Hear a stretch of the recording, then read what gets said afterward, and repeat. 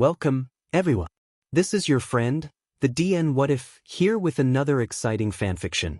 Today, we're diving into the story of What If Deku Discovered Perfection is a Fragile Thing? If you enjoy this video, don't forget to hit that like button and subscribe for more fanfiction content just like this.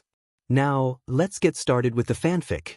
Secretary work, it turned out, was not nearly as easy as Shoyuta had been expecting. But then again, he was working under Nizu, so what could he have really expected? Most of the day was spent answering calls, parents complaining about their children failing this class or that class, calls from the school board, which were very frequent and very infuriating, and, a good portion of the time, prank calls from students. Shoyuta didn't have to interact much with the teenagers enrolled into UA, and that suited him perfectly well. Sometimes he'd have to take in absent notes from students in the morning, and sometimes a student would have to be sent into the office to talk to the principal after misbehaving in class, and he feared for the safety and well-being of any student who had to do that, but he was fairly separated from most of the student population. Shoyuta quickly discovered after the first day that none of the staff, so long as they were registered heroes, which most of them were, had to wear formal clothing. Shoyuta, Namuri, and Hizashi had each showed up to the school on the first day in new clothes, Shoyuta and Hizashi in stiff button necks that Shoyuta hated and black slacks, and Namuri in a plain white button-up blouse and a pencil skirt, and quickly found out that they had the option to come to work in their hero uniforms, which all of them appreciated. Shuta's hero uniform didn't have stiff, scratchy fabric or tags. The only real problem Shoyuta had with working as Nizu's secretary was the rat himself. Shoyuta hadn't needed to be in the creature's presence much in his UA years. Nizu rarely came out of his office, preferring to watch the happenings of his school from the cameras he undoubtedly had hidden all over the building, and Shoyuta never had much reason to go to Nizu's office. It wasn't like that now. Now, Shoyuta worked in the open area just off of Nizu's office. And the rat was everywhere. At all hours. All the time. Shoyuta liked Nizu. He did. He was a fair boss. He'd given Shoyuta fair hours, as many breaks as he would need, a reasonable workload, and a salary that was probably too high. That didn't make it any less unnerving when the rat snuck up behind him when he least expected it and cheerily asked him how he was doing. Shoyuta tended to remind himself of how high his paycheck would be at the end of the week quite often. If there was anyone who liked his job more than Shoyuta himself, it was certainly Izuku. Izuku asked him about how his work was constantly upon coming home, wanting to know all about what was going on in the school and how the hero students' quirks were. And Shoyuta had to consistently remind him that he, in fact, did not know anything about the students and that he was asking the wrong person. And then Izuku would immediately forget this information and ask him the same questions the next day. But Shoyuta supposed he shouldn't complain. He got to see his nephew at regular hours and they'd built a better schedule for the boy. Not to mention he was able to go with Hizashi to pick up Izuku from school, now. He'd never met Izuku's friends before, not in person, but sometimes he saw the children standing in a group outside the school, chattering excitedly and hugging each other goodbye. And, despite knowing already that Izuku had good friends to spend time with in the classroom, it made him feel lighter, knowing that the child wasn't lonely every time he went to school, like he had been. Working with Hizashi and Namuri was nice.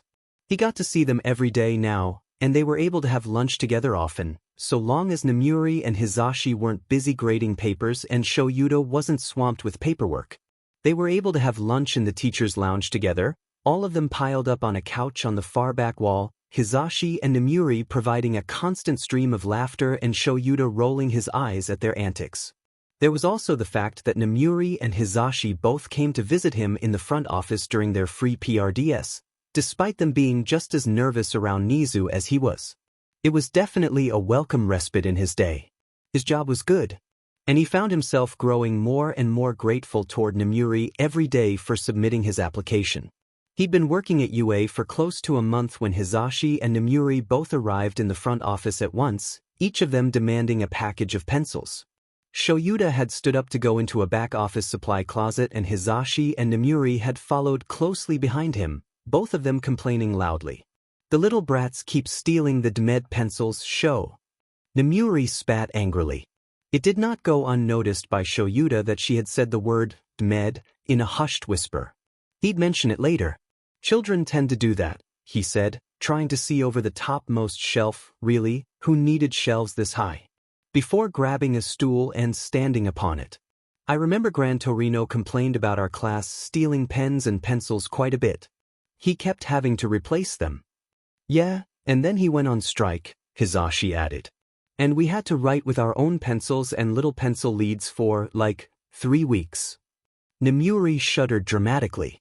That was horrible. Maybe we should be taking notes, Hizashi said thoughtfully. Shoyuta swiped his hand about the shelf once more, and came up with no pencil cases. Yeah, we're all out, he said. You'll have to find pencils somewhere else. Couldn't we ask the school board for money for more supplies? Shoyuta climbed down from the stool and shook his hands out. They were covered in dust and lint from the shelf. No, he said. I think the school board only buys pencils for the beginning of the year. If you run out, you'll have to ask the primary teachers of your classroom to buy more. Or request more funds. Or just buy them yourself.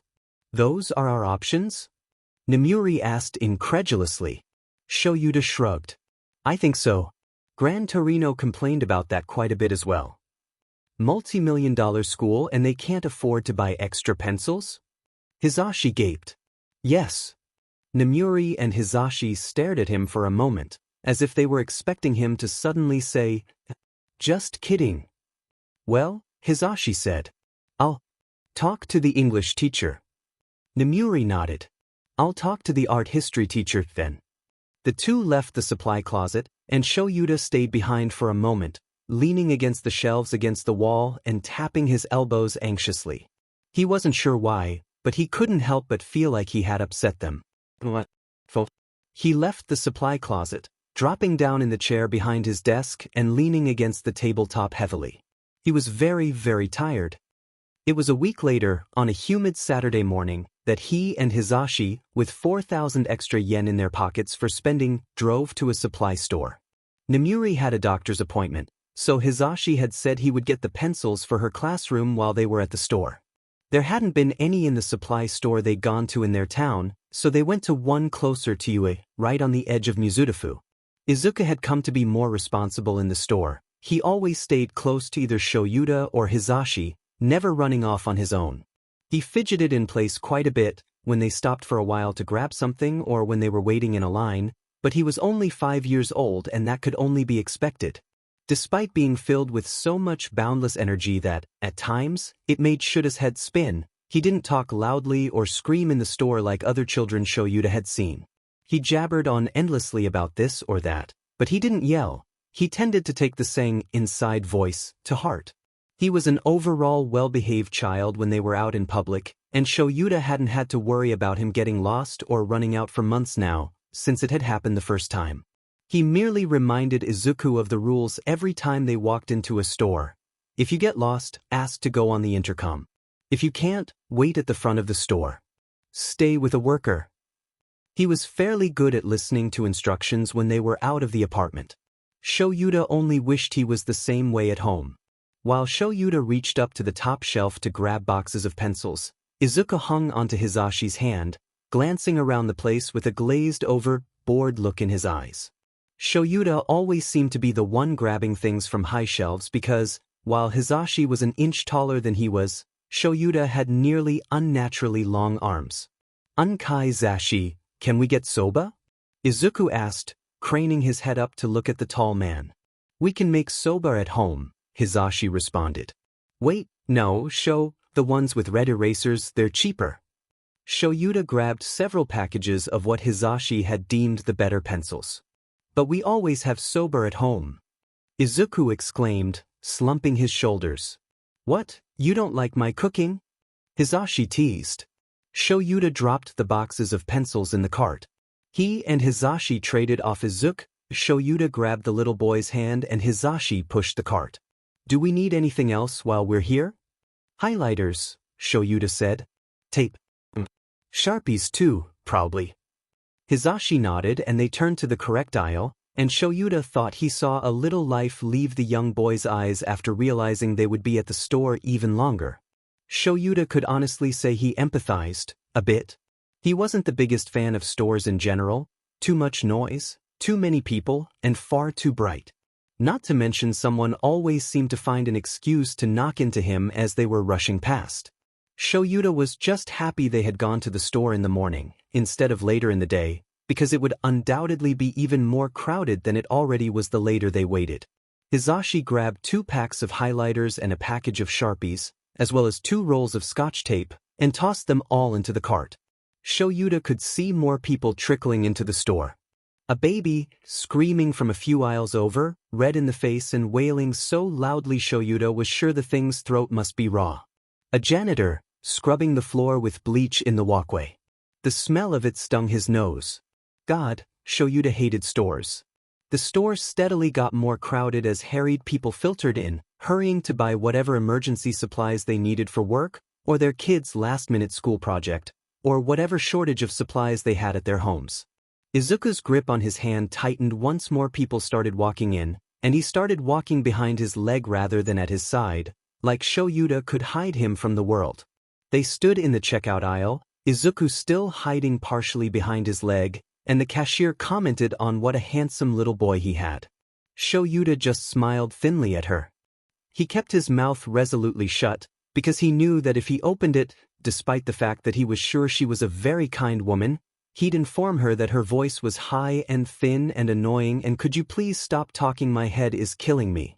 The cashier and Hizashi were talking about something, and it was making the entire process that much longer.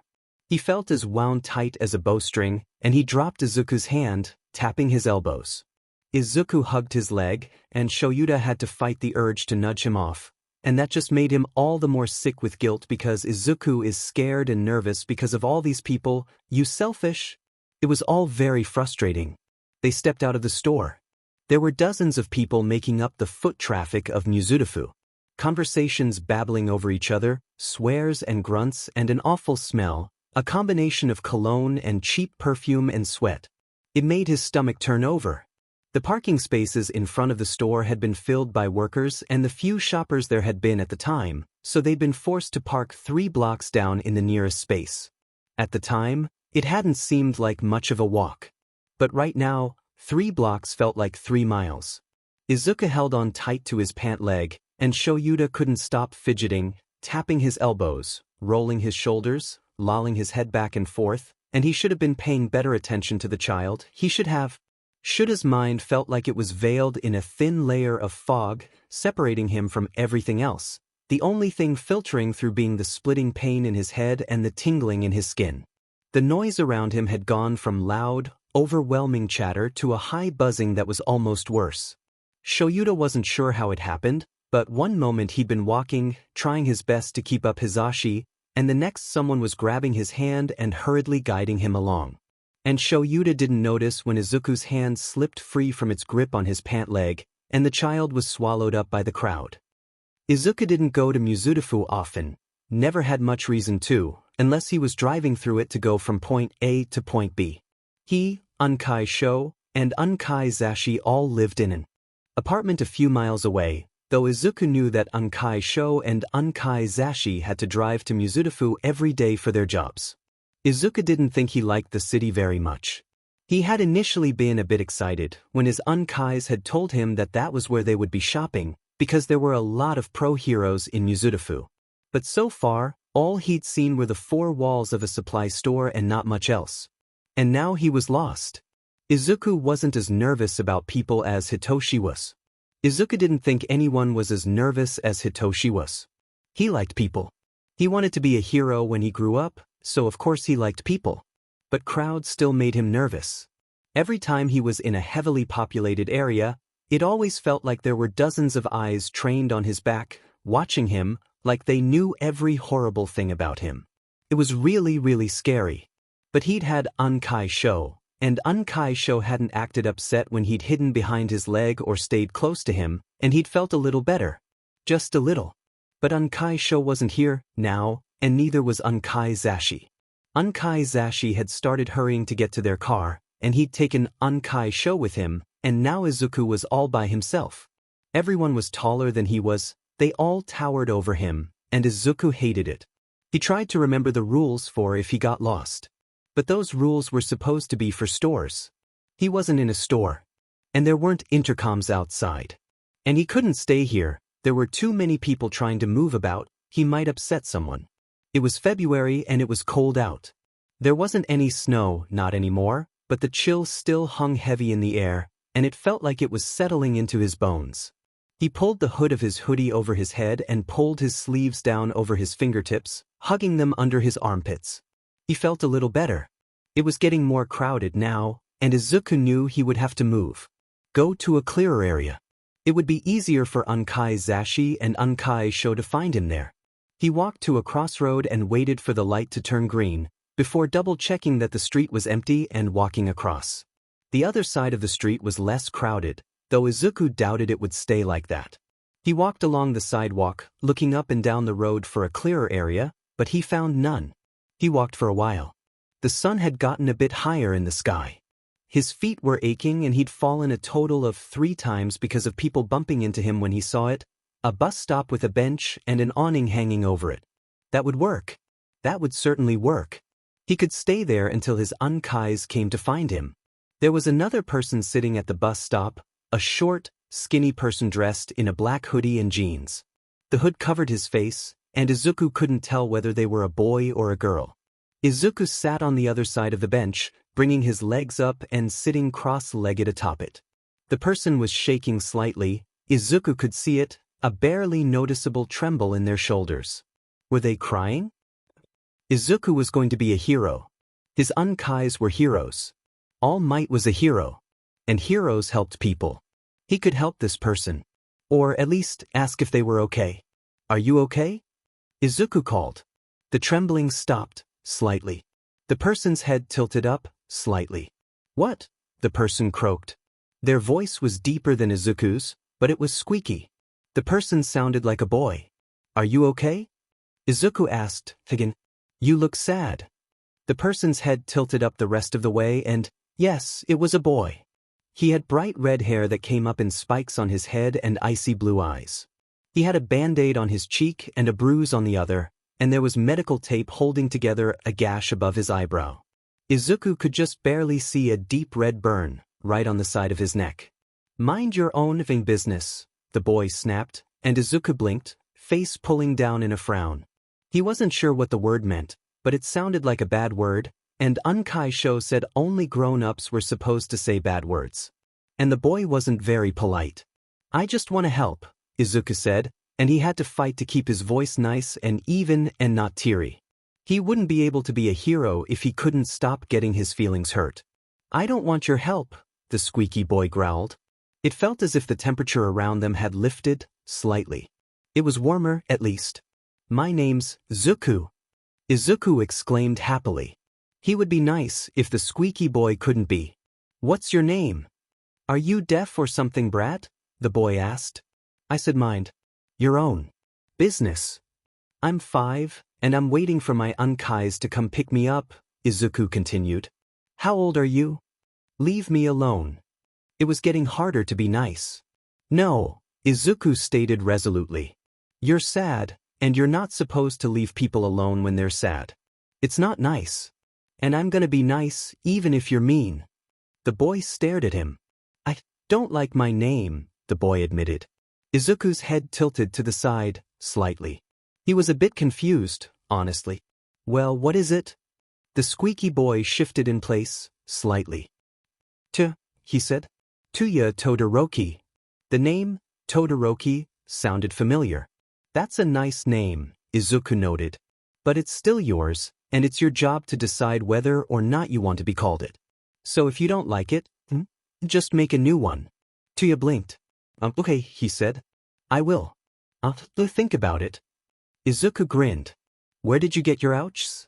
Izuku asked suddenly, pointing to the bandage on Tuya's cheek, the burn on his neck. Tuya bristled slightly, before an odd look came over his face, and he relaxed slightly. My father, he said. He's a busy. Izuku gasped. Your dad did that? He asked incredulously. But dads aren't supposed to give ouchs. They're supposed to love their kids. That's what they're supposed to do. I guess he didn't get the memo, Tuya said dryly. Fucker. Well, what are you gonna do? Izuku asked. Tuya raised an eyebrow. Well, you can't stay there. Not if he's giving you ouchs. That's not okay. You should go. Or tell on him. Tuya looked sad, for a moment. I can't leave, Tuya said. And I can't turn him in. No one would believe me. But why? Izuku asked. If he's giving you ouchs and you show them the bruise and the burn and they have to put him away. They gotta. No, they don't, Tuya insisted. It doesn't work like that. That's not fair. No, it sure as hell is not, Tuya agreed. But I can't leave. And I can't tell. It's a bad situation. Izuku did feel tears in his eyes, this time. I'm so sorry, he said, wiping at his eyes. Can I help? I'm gonna be a hero. I can help. And my unkais are heroes. Maybe they can help too. Tuya's mouth fixed itself into a grim line, and the little opening Izuku had to talk to the boy closed itself off. I hate heroes, the boy spat. I hate them. All of them. Izuku gasped. But why? He asked. Heroes help people. They save people from the bad guys. My unkais can save you. They can. Tuya's bright blue eyes went dark, and Izuku couldn't help but feel a little afraid. Heroes couldn't be afraid of the people they were trying to help.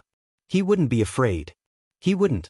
I asked you to leave me alone, the boy said very slowly, like Izuku was a baby. I meant it, okay? I don't need help. I hate heroes, and I hate your uncles, and no one can save me. Now go. Away. More tears slipped down Izuku's face and he frantically wiped them away. No crying. No crying. Crying was for home. Not in public. He was a big boy. He could do this. He could help him. I just want to help you, Tuya. Tuya froze for a moment, and it was like all the fire drained out of him at once. He leaned back against the bench and stared out at the road, at all the passing cars. People walked and ambled around them. Not everyone can be helped, the boy said. Okay? Not everyone can be helped. You can't help someone if they don't want to help themselves. That's how it works. And I don't want to help myself. I have to stay there, okay? Do you understand? Izuku shook his head, more tears rolling down his cheeks. Yeah, I guess you wouldn't, Tuya muttered. Sheet. Look, my siblings are still there, okay? My little sister and my brother and my other brother. He's already beating on my baby brother, okay? If I leave, they could get hurt. Worse. They could die or dash. But what if you get hurt worse? What if you die? Izuku asked, voice sounding thready and strained. Tuya shrugged. Then I die, he said, like dying was as commonplace as drinking a glass of water or going to bed every night. Izuku was reminded of the boy from Denki's story, the boy who wanted to die. Was Tuya tired of being sad all the time too? And I'll die knowing that. I helped them for as long as I could. Izuku sniffed and wiped his nose with his sleeve. Why dash? He frowned. Why do you hate heroes? Tuya looked at him, raising an eyebrow. It looked wonky. He was skinny, really skinny, but his face was chubby since he was so young, and the raised eyebrow made it look all squished looking. You don't know who I am? He asked. No, Izuku admitted. Tuya let out a quiet cackle. God daemon, Tuya laughed. That is the first time that's happened in a while. Should I know? Izuku asked, feeling rather dumb. No, Tuya said. It's probably better this way, honestly. He frowned down at his shoes. The bus isn't coming for another 2 hours. I'm not taking the bus, Izuku said, voice watery. I'm waiting for my unkais. Tuya nodded.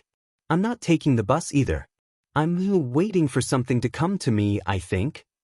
He said it quietly, like he hadn't meant to say it, like it had filtered from his brain out of his mouth on its own accord. Tuya blinked hard. Your uncle's related? No, Izuku said. Kurthan? Tuya asked. Izuku's head tilted to the side. Never mind. Blonde hair, black hair? Izuku nodded. Again. I think I found them. Izuku's head shot up and there, on the other side of the street, was Unkai Sho and Unkai Zashi. Unkai Sho looked drawn up and pale, eyes bloodshot, and Unkai Zashi was looking around frantically. Their eyes fell on Izuku. Hizashi made a motion with his hand in sign language, and Izuku could just barely decipher what it meant. Stay there. They ran toward the crosswalk. Be a good hero someday, okay? Tuya requested. Izuku nodded. Tuya pulled his hood farther over his face. Where are you going? Izuku asked. Tuya looked behind Izuku, and Izuku followed his gaze. His Unkai's. Unkai Zashi had tears in his eyes, and Unkai Sho, though still looking a little sick, looked endlessly relieved.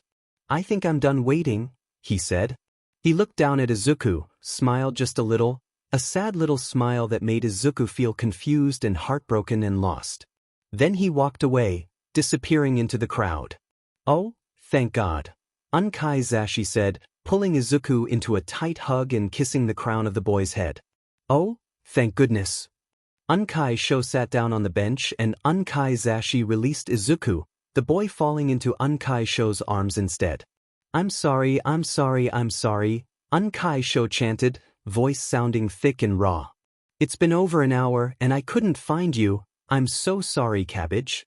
Not your fault, Izuku said quietly, feeling a bit unnerved at seeing Unkai Sho so emotional. It's okay. I was sitting here with Tuya. He's gone now. Hizashi carried him on his hip all the way back to the car, and they watched movies for the rest of the day, sitting on the couch and eating popcorn and cuddling with the cats. 2 weeks later, Izuku was watching the news when he saw it. 13-year-old Tuya Todoroki, son of the number 2 hero Endeavor, 2 weeks after his mother, Rei Todoroki, was hospitalized, has tragically died late yesterday night under mysterious circumstances. The circumstances weren't mysterious. Not to Izuku. He hid in his room for the rest of the day, crying into his pillow and not telling his Unkais what was wrong when they came into his room to check on him. That day, Izuku realized 2 things. 1. He had never felt more like a failure than he did in that moment. 2. He hated Endeavor. Izuku had been taking medication for his nightmares since October, and it had, for the most part, been entirely effective. Izuku hadn't been moody, exactly, before, but Shoyuta and Hizashi had definitely seen a major improvement in the boy's attitude after he'd started getting a full night's sleep. He'd become less sensitive and prone to crying, he'd had more rambunctious energy than ever, and his teary frowns were few and far in between now. So, when he and Hizashi were woken up to screaming from Izuku's room after he had a night terror, Shoyuta couldn't help but mourn the loss. Shoyuta and Hizashi had held the boy while he cried, helped him change out of his sweat-stained pajamas and had stripped his bed down to the mattress because the sheets had been just as drenched as the boy's pajamas had been. They let him sleep in their bed for that night, nestled between the 2 of them, Hizashi with a hand tossed across the boy's waist so that, if he started panicking in the night again, he would wake up immediately, and Shoyuta with Izuku practically attached to his side while he slept. The doctor had warned them about this. The medication wasn't a permanent fix. There was always the chance that it wouldn't work and that the nightmares would come flooding back in. There was always that chance. And Shoyuta couldn't help but feel foolish thinking that the medication would work forever. They hadn't had the funds to send the child to a therapist months ago. But they did have enough money now, enough money for Izuku to go to a child psychologist at least once a week and to still pay for their bills and groceries. They should have looked into it as soon as they'd gotten their new jobs. Shoyuta should have looked into it. Izuku had been acting strangely ever since he'd gotten lost outside the supply store weeks ago. 2 weeks after what Hizashi and Namuri liked to call the incident.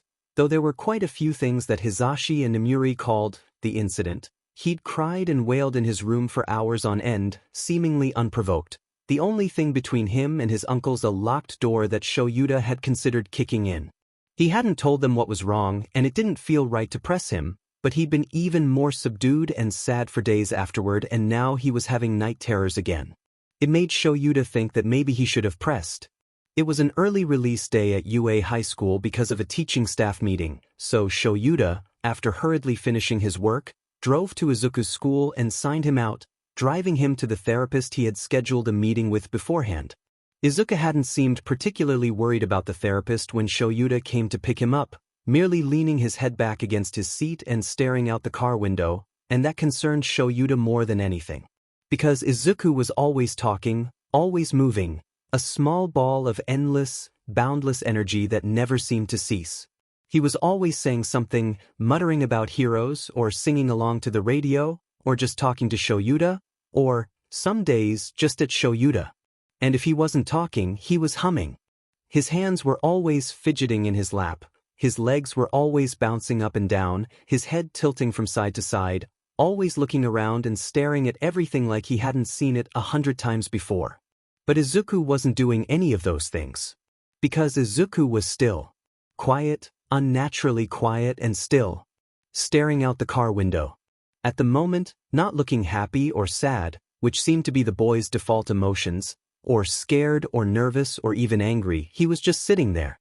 Staring at the window, face tired and blank. And that was so unlike Izuku, so unlike any 5-year-old boy Shoyuta had ever met, that it made anxiety thrum up in his chest. What was wrong? What was he missing? He was a hero. He was an underground hero. It was in his job description to notice things, to notice patterns, to see the tiniest details that could make or break a case and to make a plan. Shoyuta lived with Izuku. He saw him every day. And it had been weeks, and he still had no idea what was wrong. Unkai Sho was taking Izuku to a therapist. Izuku wasn't sure what a therapist was, but Unkai Zashi had said it was a type of doctor.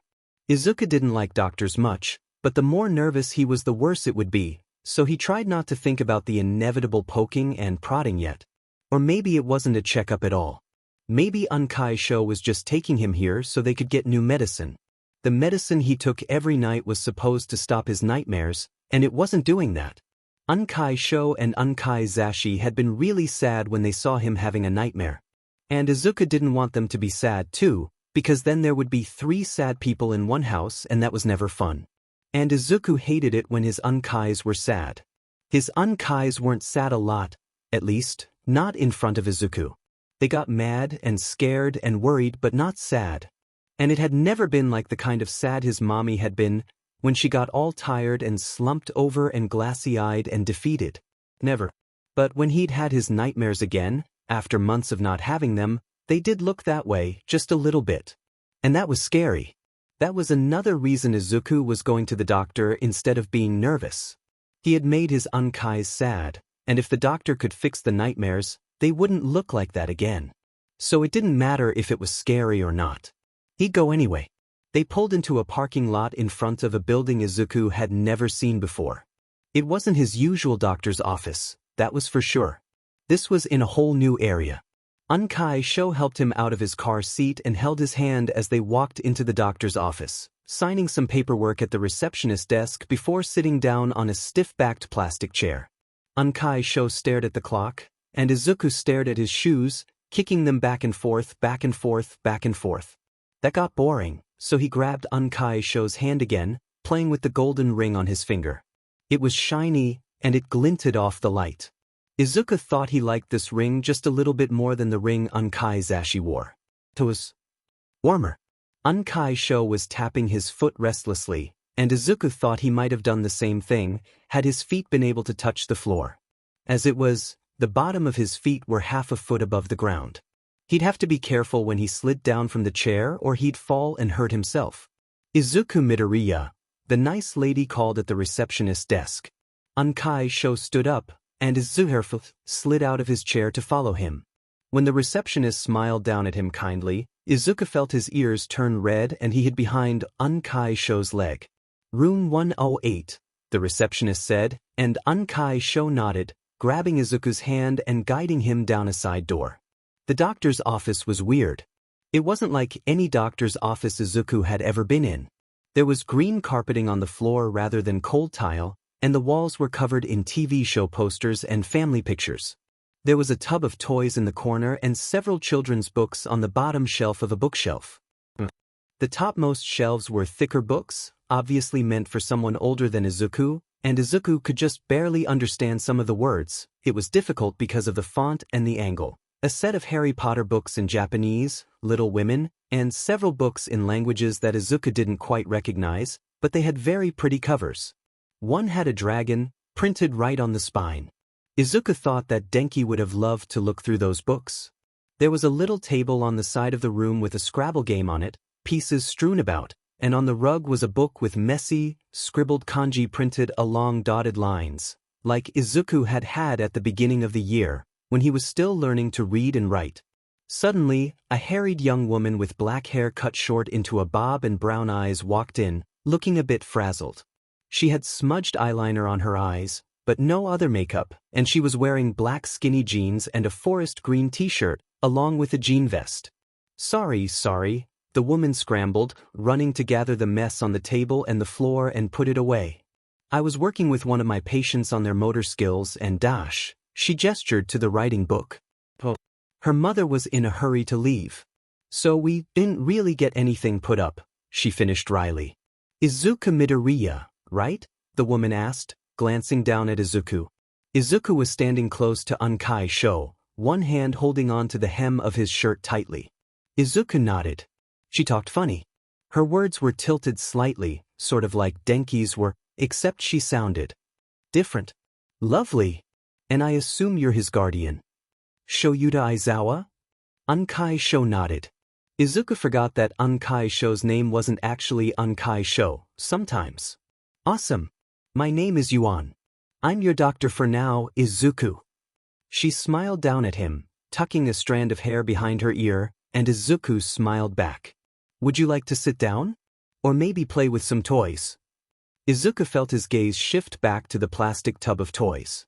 I'll open the box for you. Mr. Aizawa, would you like to sit? Unkai Sho nodded stiffly, sitting down on the much more comfortable-looking plastic chair in front of Miss Yuan's desk. Izuku felt nervous, for just a second, before Miss Yuan dragged the big box out and started sorting through the toys. I have action figures, some blocks, dolls, stuff like that. Izuku kneeled by the box, immediately grabbing a superhero action figure. It was an action figure of the hero Edge Shot, and Izuku sorted through the box until he found another hero, Gang Orca. Gang Orca was scary, really scary, but he was a teacher at UA just like Unkai Zashi and Auntie Nem, and they always had nice things to say about him whenever they talked about him. Miss Yuan sat behind the big desk, giving Unkai Sho her full attention, and Izuku tried to listen to their conversation while still playing with the toys. He had made towers and buildings of blocks, and one of the rubber ball was a meteor rushing toward the city, and then there was Edge Shot and Gang Orca, there to save the day. Kapow! Izuku shouted, making the Gang Orca action figure kick the asteroid away from the building. One of the building blocks got knocked off the top, but Izuku thought that was okay. There was always property damage when heroes worked, and it was horrible, but that was just how it was. The heroes always helped clean up afterward, anyway. The good ones, at least. On medication for nightmares, but he seems to be having them again. Unkai Sho's voice faded out again as he played with the action figures. The pediatrician said, grief, trauma. Likely causes. Miss Yuan's voice now. It was so hard to pay attention when he was playing. Every block fell down, and Izuku felt a bit frustrated. When he was a hero, he would be careful to save as many buildings as possible. Buildings were expensive. Izuku, Miss Yuan called. Izuku looked up. Would you like your uncle to go or stay in here with you? Izuku looked at Unkai Sho. Unkai Sho just looked back at him, raising an eyebrow, like he was asking the same question, but without as many words. Izuku frowned. Stay, please, he answered. Miss Yuan looked really nice, but she was still scary, and Unkai Sho made him feel safer around people he didn't know. Izuku climbed up into a shorter squishy chair right next to Shuta's, sitting across from the woman now. She smiled at him kindly. She was a very nice woman. Izuku thought he liked her. She reminded Izuku quite a bit of his pediatrician, except Miss Yuan was less, all business. Not to mention that her quirk wasn't completely and utterly obvious, like his pediatrician's was. How would you like this to go, Izuku? Miss Yuan asked. Izuku blinked at her owlishly. You don't understand, ma'am, he said slowly. Sorry, that was silly of me, Miss Yuan said. We can do any number of things. The choice is yours. We could color pictures, or talk about your day, or talk about your friends, or we could get right to business and talk about why you think your nightmares are happening again. The choice is yours. Izuku wasn't sure if he wanted to talk about the nightmares, or about Tuya, or about anything. He didn't know Miss Yuan. He just met her, and if he told her about Tuya then he was practically telling Unkai Sho about Tuya, and he didn't want to do that. Because Unkai Sho would be sad, and because Unkai Sho would be disappointed that he hadn't told him about Tuya after meeting him. Izuku just hadn't been sure what to do. I like coloring, Izuku said, and Miss Yuan smiled, not looking disappointed with his decision. Maybe she had meant what she said when she told him the choice was up to Izuku. She handed him a blank piece of paper and a box of crayons. Why don't you draw your family, Izuku? She suggested, leaning back in her chair and grabbing her own blank piece of paper and crayons. She handed Unkai Sho a blank piece of paper and crayons as well, and Izuku's uncle looked like he was at an utter loss as to what to do with them. He drew Unkai Zashi first. Izuku knew he was a bit taller than Unkai Sho, but he wasn't sure how to draw that, so he just made a mental note to make his head a little higher than Unkai Sho's. He drew his hair down, since that was how he usually wore it when he was off from work, as well as the radio t-shirt he liked and the neon green sweatpants that Unkai Sho did not like. He drew his glasses on his face before coloring in his skin and, on the sides of his head, little purple lines for his hearing aids. He also drew the outlines of couches and doors of their apartment. Next was Unkai Sho. Dark black hair and reddish eyes. Gray sweatpants and a black sweater. And there, on his knee, he drew a black box, his uncle's knee brace. Unkai Sho was wearing it right now, because the change in pressure outside had started bothering his old injury. He drew the cats next, Aiko, who had a little bubble by her head that said bark, and Tara, who was round and looked rather like a vaguely cat-shaped melon. He drew himself last, right on the other side of Unkai Sho, nearest to Kara. Green hair, freckles, tiny and short, with bright red sneakers and a green hoodie. Done already? Miss Yuan asked, looking up from her drawing. It was a drawing far better than Izuku's, that portrayed a little girl and who Izuku assumed was Miss Yuan. On Unkai Sho's paper, there was a rough drawing of Unkai Zashi, Auntie Nem, Unkai Sho, and Izuku. Izuku thought he liked Unkai Sho's drawing best. Can I see your drawing? Miss Yuan asked, and Izuku handed it over. He liked showing people his drawings. He loved drawing. Miss Yuan hummed in approval as she looked at the crayon drawing. Impressive, she noted. I especially like the detail you put into the drawing. Izuku smiled at her. Unkai Sho was still shading something in on his drawing, not looking up from his paper. Izuku, do you like books? Izuku shrugged. Sometimes, he said. But you got a lot of books over there that I can't read. A lot of them are in English and, I don't know. I can't really tell. Chinese, Miss Yuan supplied. I was born in China. I went to school to study languages and psychology, and I lived in the UK and America for quite a while. I'm well acquainted enough in the language to read books printed in English. Izuku grinned. I have a friend named Denki who can read and write and talk in English.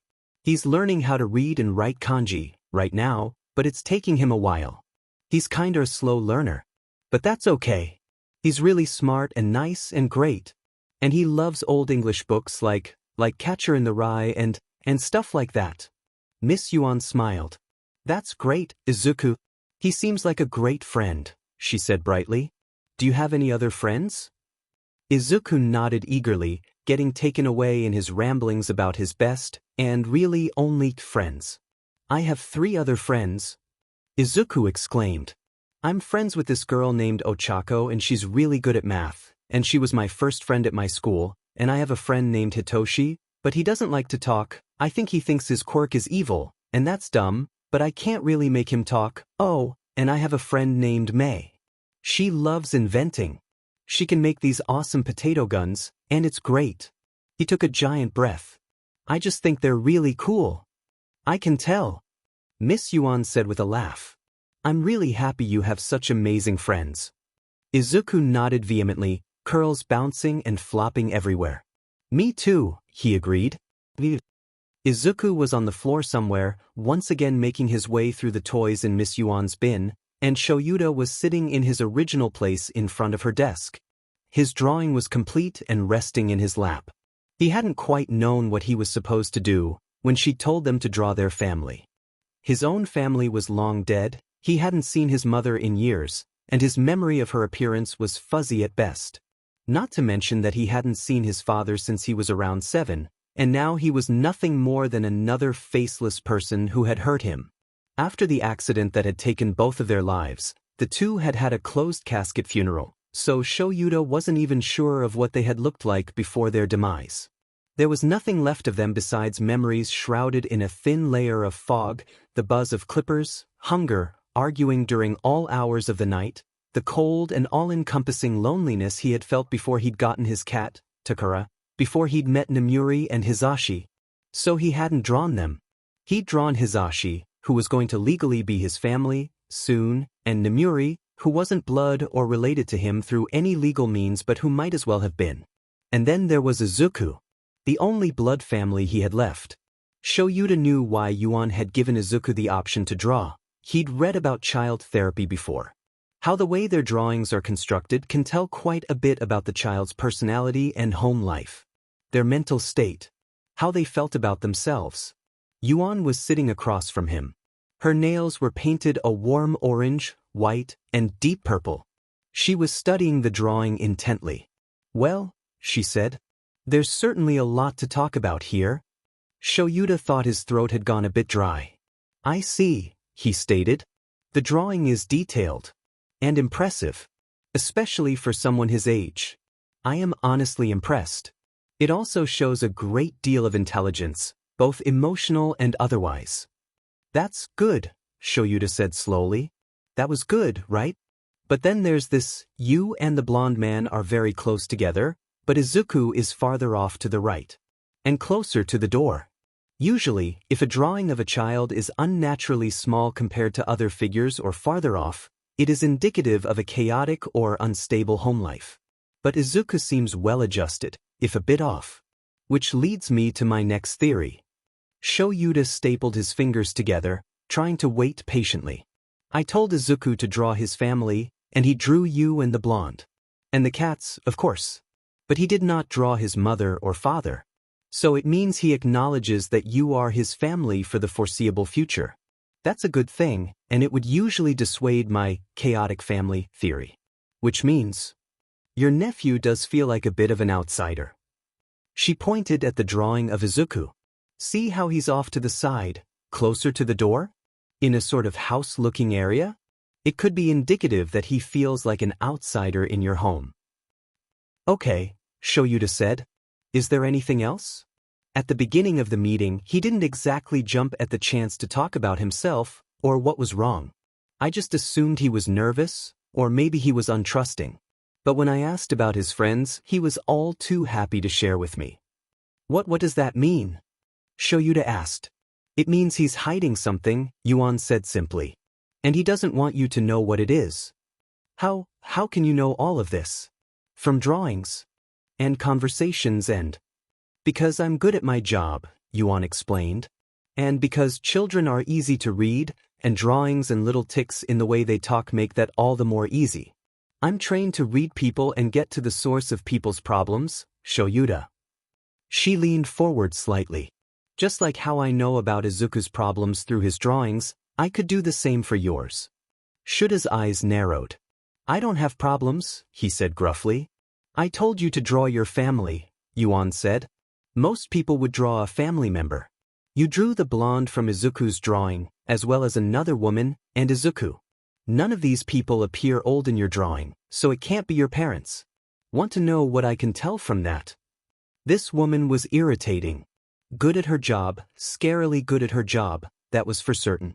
But irritating nonetheless. "I'd rather not," Shoyuta said. He glanced at the wall clock. "Our session is coming to a close." He stood up, calling the child over to him. Izuku ran over to his side. "I'll be seeing you next week then," Yuan said cheerfully. Shoyuta raised an eyebrow. "How does she know I'm going to come back?" "Everyone always does, Mr. Aizawa," Yuan said simply, like she'd been reading his mind.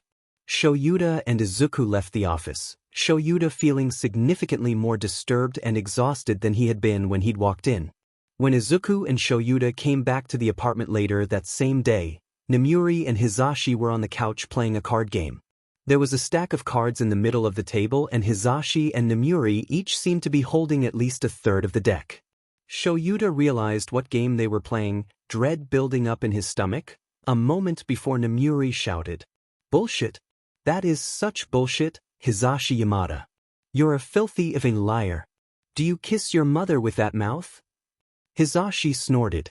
"No, but I kiss my fiancée with it," he joked. He flipped the card on top of the deck on the table over. "Take the deck, beach." Hisashi and Nomuri were best friends. Shoyuta had no doubt that Hisashi told Nomuri some things that he didn't even tell Shoyuta, and they were engaged to be married. But there was one game that could turn them from best friends to fast enemies BS. Or, as Nomuri and Hisashi called it, bullshit. There's no FA way. Izuku was looking at the two adults in confusion and a bit of awe. He looked up at Shoyuta. "Unkai Sho?" he asked quietly. Nomuri and Hisashi seemed to be too lost in their argument to even notice Shoyuta and Izuku were in the room. "What's bullshit?" Shoyuta didn't answer, instead activating his quirk and glaring at his fiancée and best friend. They fell silent, turning to look at him. Their eyes fell down to the little child standing next to him, and both of their faces went pale. "Unkai Zashi, what's bullshit mean?" Izuku asked Hisashi, and Hisashi went impossibly paler. Shuta's glare intensified. "That means cow manure," Shoyuta said. "And it's not something you need to be saying. Neither of you," he added, gesturing to Hisashi as well. "It's a special word?" Izuku asked, and Shoyuta nodded. "Oh, what about the other words they said dash? Those are special words too. Do not use them," Shoyuta said. Izuku nodded, and Shoyuta finally blinked, deactivating his quirk. He rubbed at his dry eyes, feeling a headache spike up behind them. He was far too tired for this. "Can you please go do your chores before dinner?" he requested, and Izuku nodded, running off to do just that. Shoyuta collapsed on the couch next to Nomuri, leaning against the back of the couch.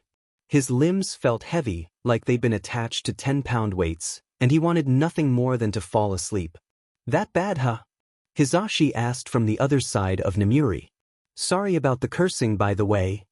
Shoyuta couldn't see Hisashi, since his eyes were closed, but he could tell the man was sheepish. "It's fine," he muttered, sighed slowly. And yes, it was bad. Bad didn't seem like the right word. It didn't seem to fully encompass the horribleness of the entire situation correctly. But he couldn't seem to think of any other word that would do it justice. Whether that was because of exhaustion or something else, he had no idea. "Was it the therapist?" Nomuri asked. "Was she not a good fit? You could always just get a different one." "No, she was fine," Shoyuta admitted. "Intimidating. A bit unorganized. But it was obvious enough she was serious about her job, and she seemed great, working with Izuku." Izuku. He was having trouble wrapping his mind around the entire interaction during the session. It had been like showing up during the middle of a movie he'd never watched before, and not having a clue what was going on. Shoyuta wasn't a fan of the feeling. If Yuan's assessments were correct, and Shoyuta suspected they were, what did that say about Shuta's ability to take care of the child? What does that say about Shoyuta as a person? That he had been so wrapped up in his own problems, the debt, his new job, everything, that he hadn't noticed that Izuku, the child he was sworn to protect, the only thing he had left of his sister, felt like an outsider is his own home? That he was hiding something? He hadn't noticed it before, but, now that it had been brought to his attention, it was so obvious. How had he not seen this?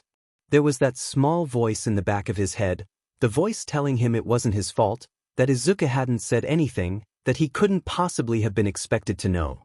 But there was a louder voice, shouting over the small one, telling him that he should have. It was a lot easier to listen to the loud voice. "What happened to Izuku?" Hisashi asked, and Shoyuta sat forward, opening his eyes. It was as if all the joy that had been in the room from the card game had been right out, replaced by tense nervousness and concern. His therapist asked him to do a drawing of his family. "He drew us," he said, gesturing between them, "and himself."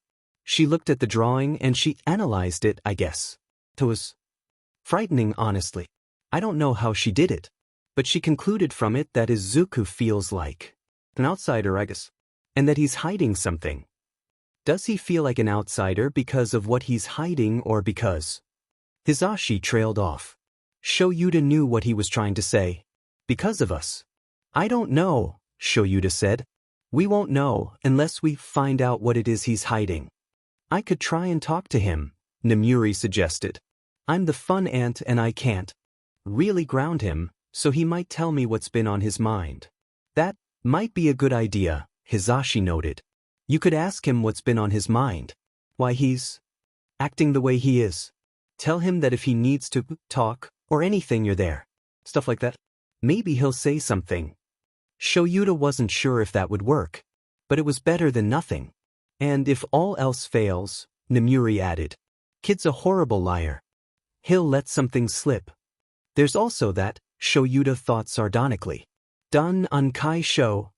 Izuku shouted, rushing back into the room. Shoyuta tried to push his headache and his exhaustion aside, if only for just a moment. Cats fed and watered? Izuku nodded. Toys cleaned up? He nodded. In bed made? Izuku's eyes widened. Almost, he exclaimed, running off to do just that. Shoyuta felt a bit fond in that moment. When it came to his chores, there was one thing he could always count on from the child. Him forgetting to make his bed. He seems a bit happier, Namuri noted. Maybe the therapist worked? After one session? Doubtful, Shoyuta sighed. It was a nice thought though. I think he just likes having something to do. Namuri laughed, but it was quiet and a little sad. Yeah, I guess you'd know all about that, wouldn't you? Pardon? God, Sho, you worked yourself to the bone when we were in high school, Hisashi said, and Namuri nodded empathetically. You trained harder than everyone. Even though it was pretty obvious you were one of the most physically capable kids in the class. That much was probably true. He'd been training to be a hero, in his own time, since he was 7 years old. Gymnastic lessons, self-defense classes, parkour, all a part of his plan to be an underground hero, to help people. Shoyuta shrugged. I had to work hard, just to get into the hero program. I didn't have a chance of getting in when I applied, and I wanted to keep my spot. And he wanted his fighting style, his physical abilities beyond his quirk, to make up for the fact that his powers weren't as flashy or impressive as the other kids in his class. Throw in the fact that he was one of the youngest students in his class and the smallest, because of his lack of a proper diet, and it had practically been a requirement that he work harder than everyone else to succeed. I did what I had to do. And he had. And he'd done it well. He was proud of himself for that. For getting into the hero course in the first place, all alone, with no one supporting him besides an estranged sister and his instructors. He'd done that, and he didn't regret a moment of it. We know, Hisashi said, smiling fondly, and Shoyuta didn't like it, because it reminded him of the way Hisashi smiled at Izuku when he'd done something silly, or some sort of childish logic had fueled his actions and charged his motives. Namuri is just saying, when it comes to doing something to distract yourself, you and Izuku have a lot in common. Shoyuta felt a bit offended. I didn't put in all that work just to stop thinking about my problems, he snapped. I did not do anything for my mother, or Inko, or my father, or anyone. I put in all that work for me.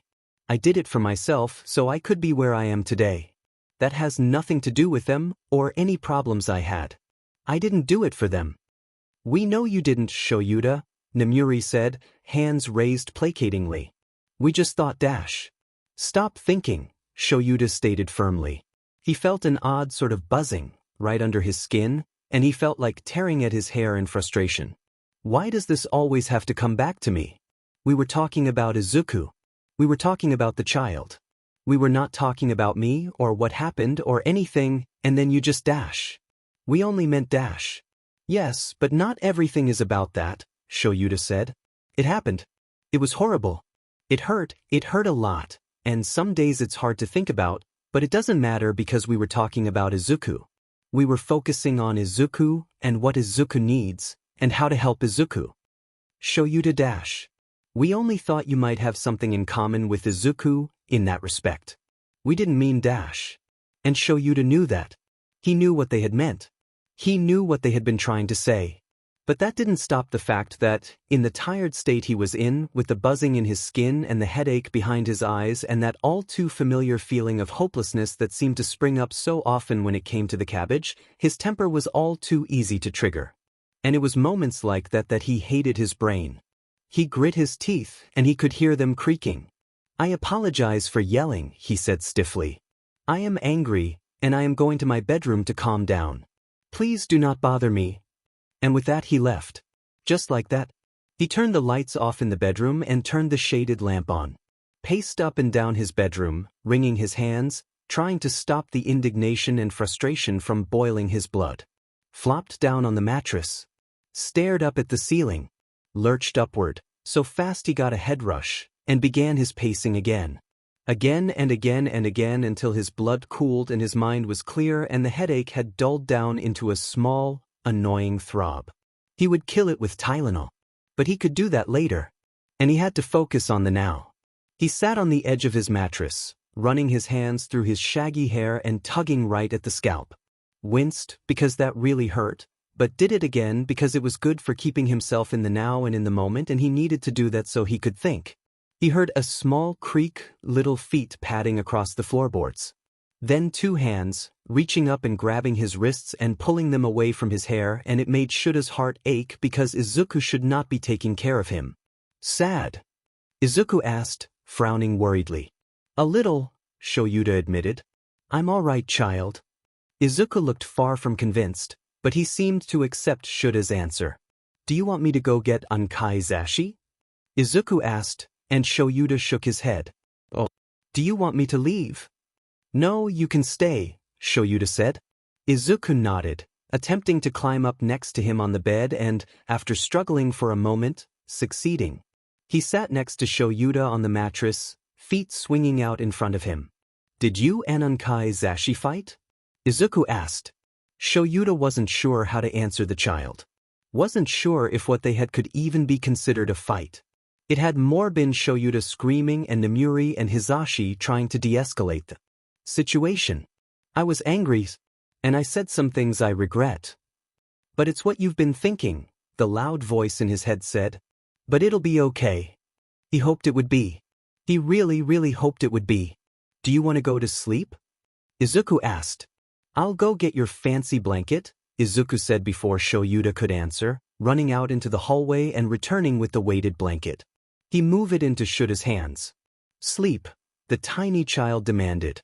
"I'll stay in here and tell Ankai Zashi and Auntie Nem to go away if they try and come in."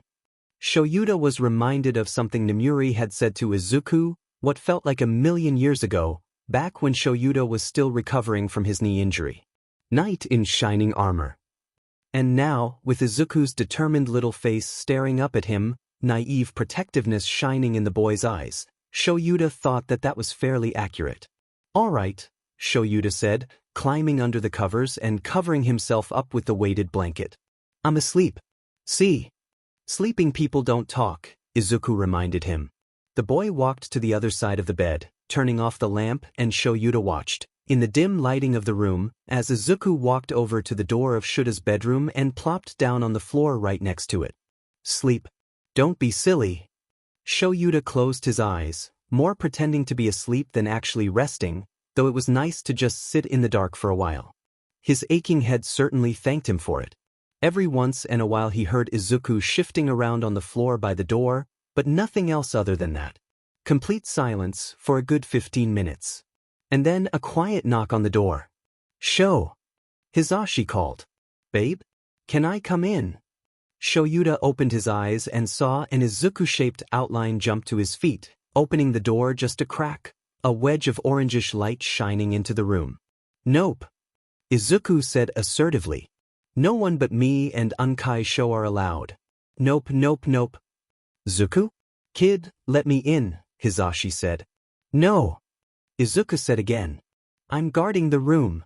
No one gets to come in till me and Ankai Sho say so. Go away." "It's okay, child," Shoyuta said, sitting up. "Let him in." Izuku frowned. "It's all right," Shoyuta said in. Izuku nodded after a moment of pondering, slowly opening the door and stepping out into the hallway. Hisashi stepped in.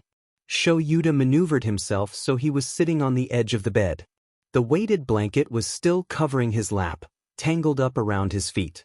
It was one of their older blankets, and the edge of it was frayed. Shoyuta fidgeted with the little strands that stuck out. Hisashi sat next to him on the bed, mattress dipping slightly. Took a deep breath. "I'm sorry, Dash." "Don't say that," Shoyuta said, feeling more guilty than ever. "You shouldn't be sorry." "Don't be sorry." "I'm sorry." "No, I should be apologizing. I know you're weird about talking about it, sometimes, and I wasn't thinking. I shouldn't have said that." "I'm sorry." I should not have gotten angry," Shoyuta answered.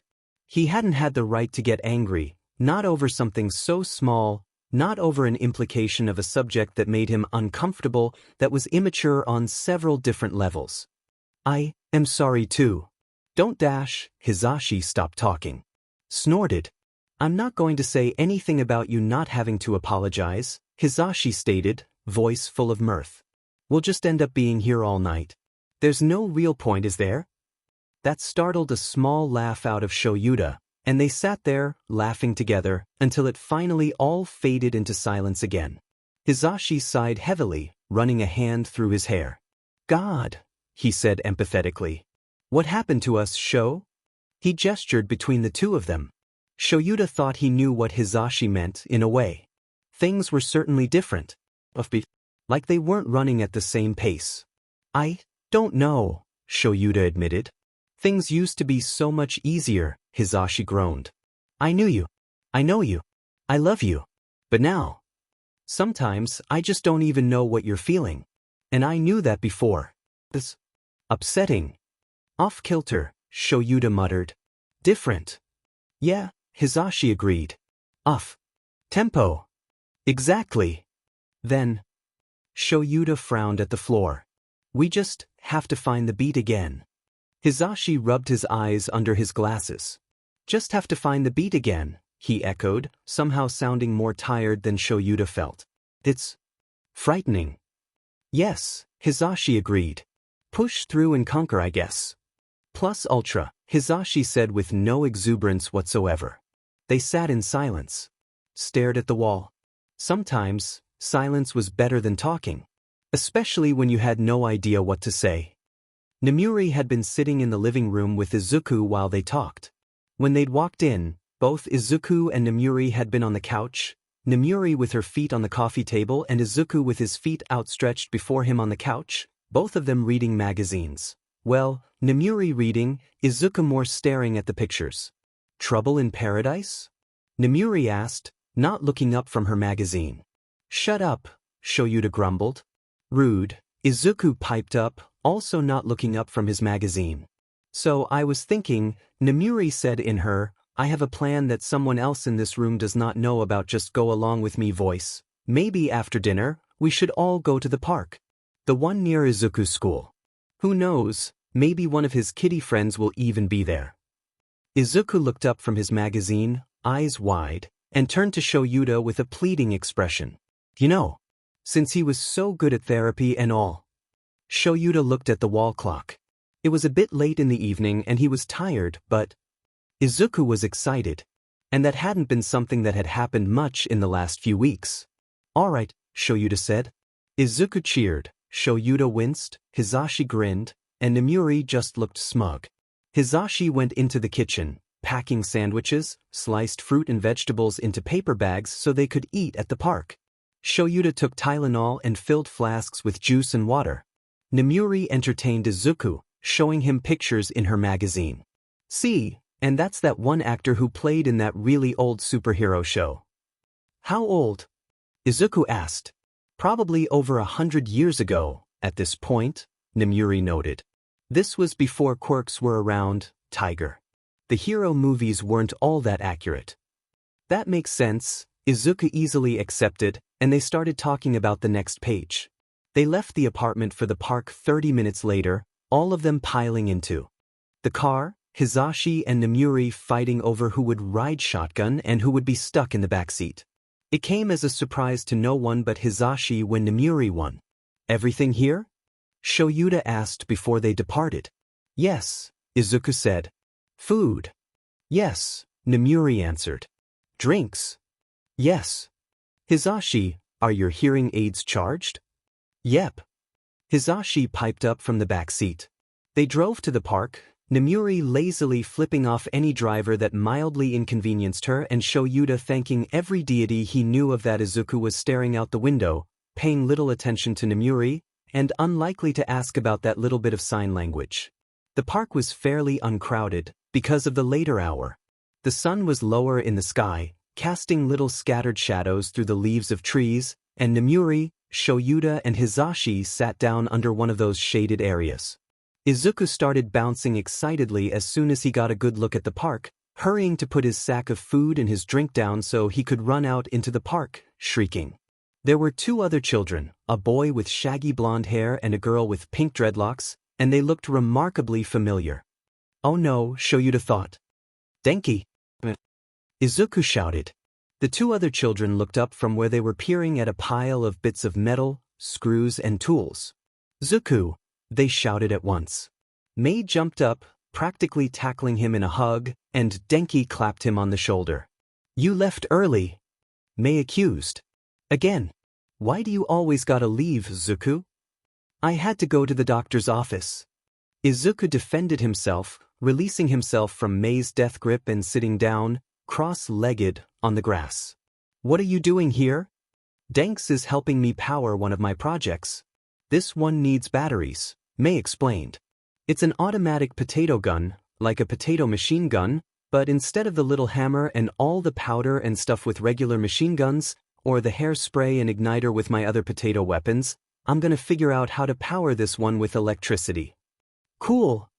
Izuku exclaimed. Do you know how to charge a battery, Denki? Denki shrugged. I know some, he said. I can light up light bulbs and stuff. Shouldn't be too hard. Yeah, but batteries need a constant stream of electricity, and your quirk has a limit, doesn't it? Before it makes your brain go all silly? Maybe you should practice on a regular battery, or a phone battery first. Maybe, Denki admitted.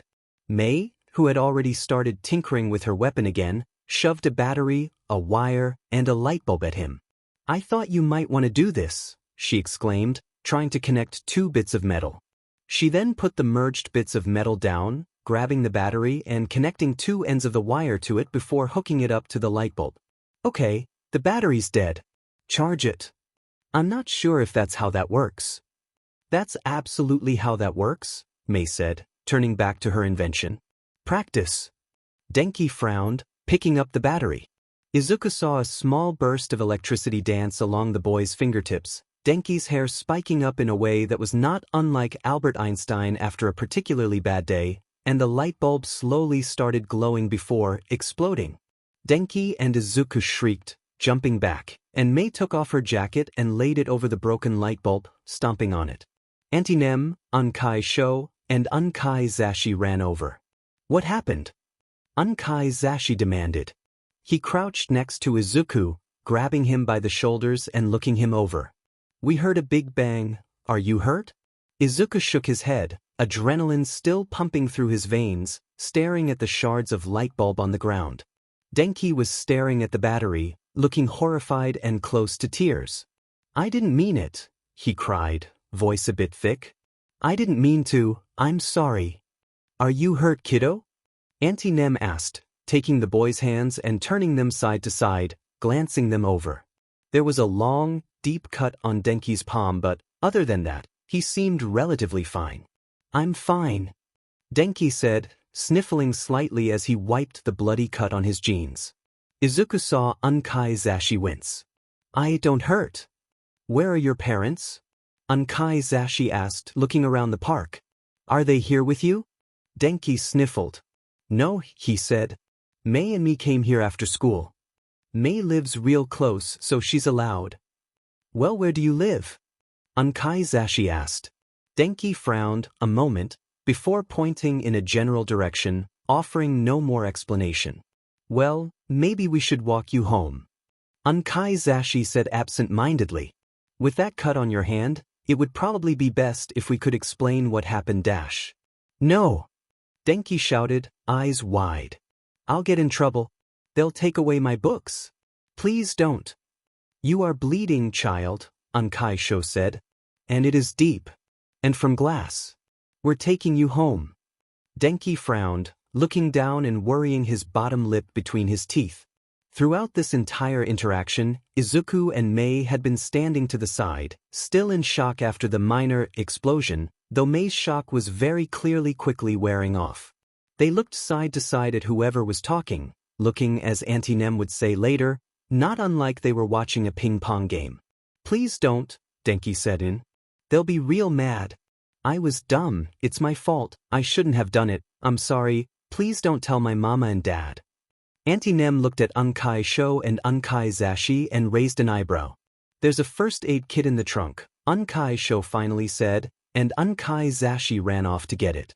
Auntie Nem grabbed Denki's uninjured hand and guided him over to a bench, Mei and Izuku following at their heels. Ankai-zashi arrived a moment afterward with the first aid kit and took out tiny, thin bandages and used them to keep the two edges of Denki's cut together. Ankai-zashi murmured something to Ankai-sho and Auntie Nem in that voice he used when he didn't think Izuku was old enough to hear what they were saying, which aggravated Izuku to no end, and they both nodded. Okay, Auntie Nem said. Kid, she said, turning to Mei. You live close enough to walk home on your own, right? Mei nodded vigorously. Go home. But Dash. We have to take him back to his house anyway, Auntie Nem said. Just head on home, 'kay? Mei grumbled a bit but reluctantly nodded, walking in the direction of her house. They loaded up into the car, and Denki seemed to have given up on complaining at that point, the pain in his hand finally setting in. When Denki started crying, Izuku grabbed the boy's uninjured hand and held it tight. Denki's grip in return made his fingers ache. Denki had a small house a mile or so away from the school. It was a one-story house with a tan paint job, a tiled roof and a dingy gray car in the driveway. Sitting on the porch was a little girl with black hair done up in pigtails, strands of orangey-yellow hair mixed in as well. She looked to be about 2 years younger than Denki and Izuku, and she was drawing pictures on the porch with green chalk. Everyone climbed out of the car, Denki sniffling as he did so, injured hand held close to his chest and one hand still maintaining its death grip on Izuku's. Hey girlie, Auntie Nem said, smiling at the little girl. The little girl stared back at her impassively. Are your parents home? She didn't say anything. O.K. then. Auntie Nem sidestepped the little girl, knocking on the front door, and Denki looked like he might start crying again as he waited for it to open. A boy with blonde-tipped black hair opened the door. He was way older than Denki and Izuku, purple bags under his eyes that could probably beat Ankai-sho's, and a pair of thick-framed glasses on his face. He was wearing a hoodie with an American expression on it and black jeans. Haru! Denki cried, letting go of Izuku's hand and rushing forward to hug Haru's leg. What did he do this time? Haru asked, sounding rather resigned, running a hand through Denki's shaggy hair. Are you his brother? Haru said. I'm his brother. Is Denki in trouble? He had a weird, lilted accent, just like Denki, except Haru's was worse. No, but we think he might need stitches, Ankai-zashi said. Haru frowned, grabbed his little brother's hand and peeled back one of the bandages. Denki whimpered, and Izuku saw a drop of blood drip down from underneath the bandage. Yes, he does, Haru noted. Dad's gonna kill you. Please don't tell him. Denki pleaded, tearing up all the more.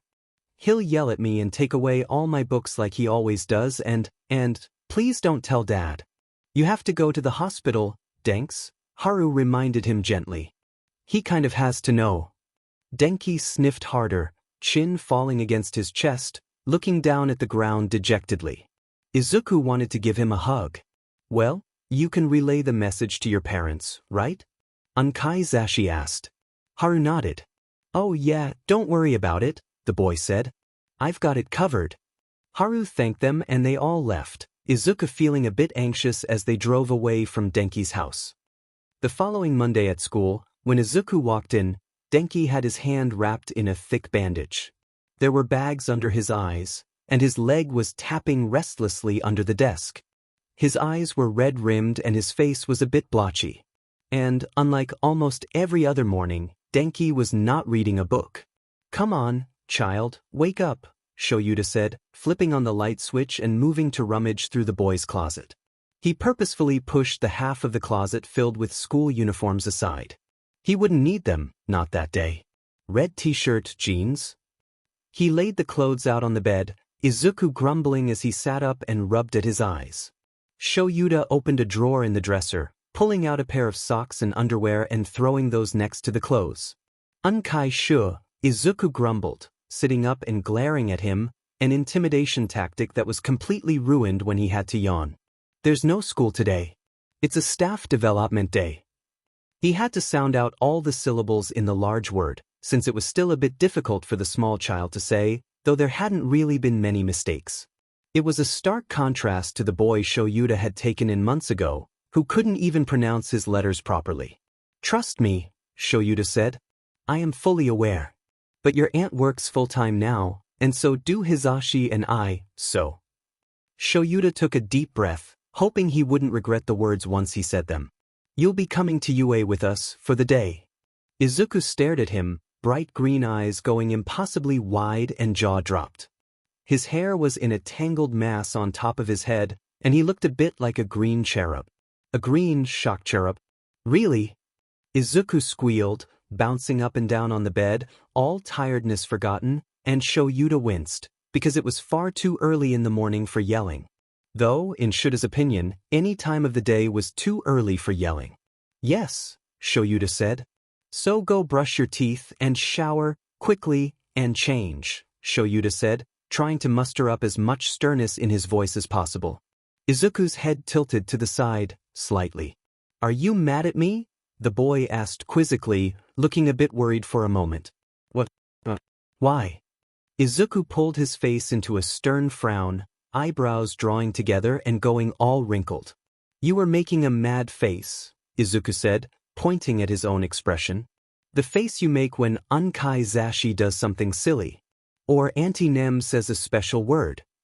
No, I'm not mad, Shoyuta explained, feeling a bit awkward now. I was just trying to just go shower, child.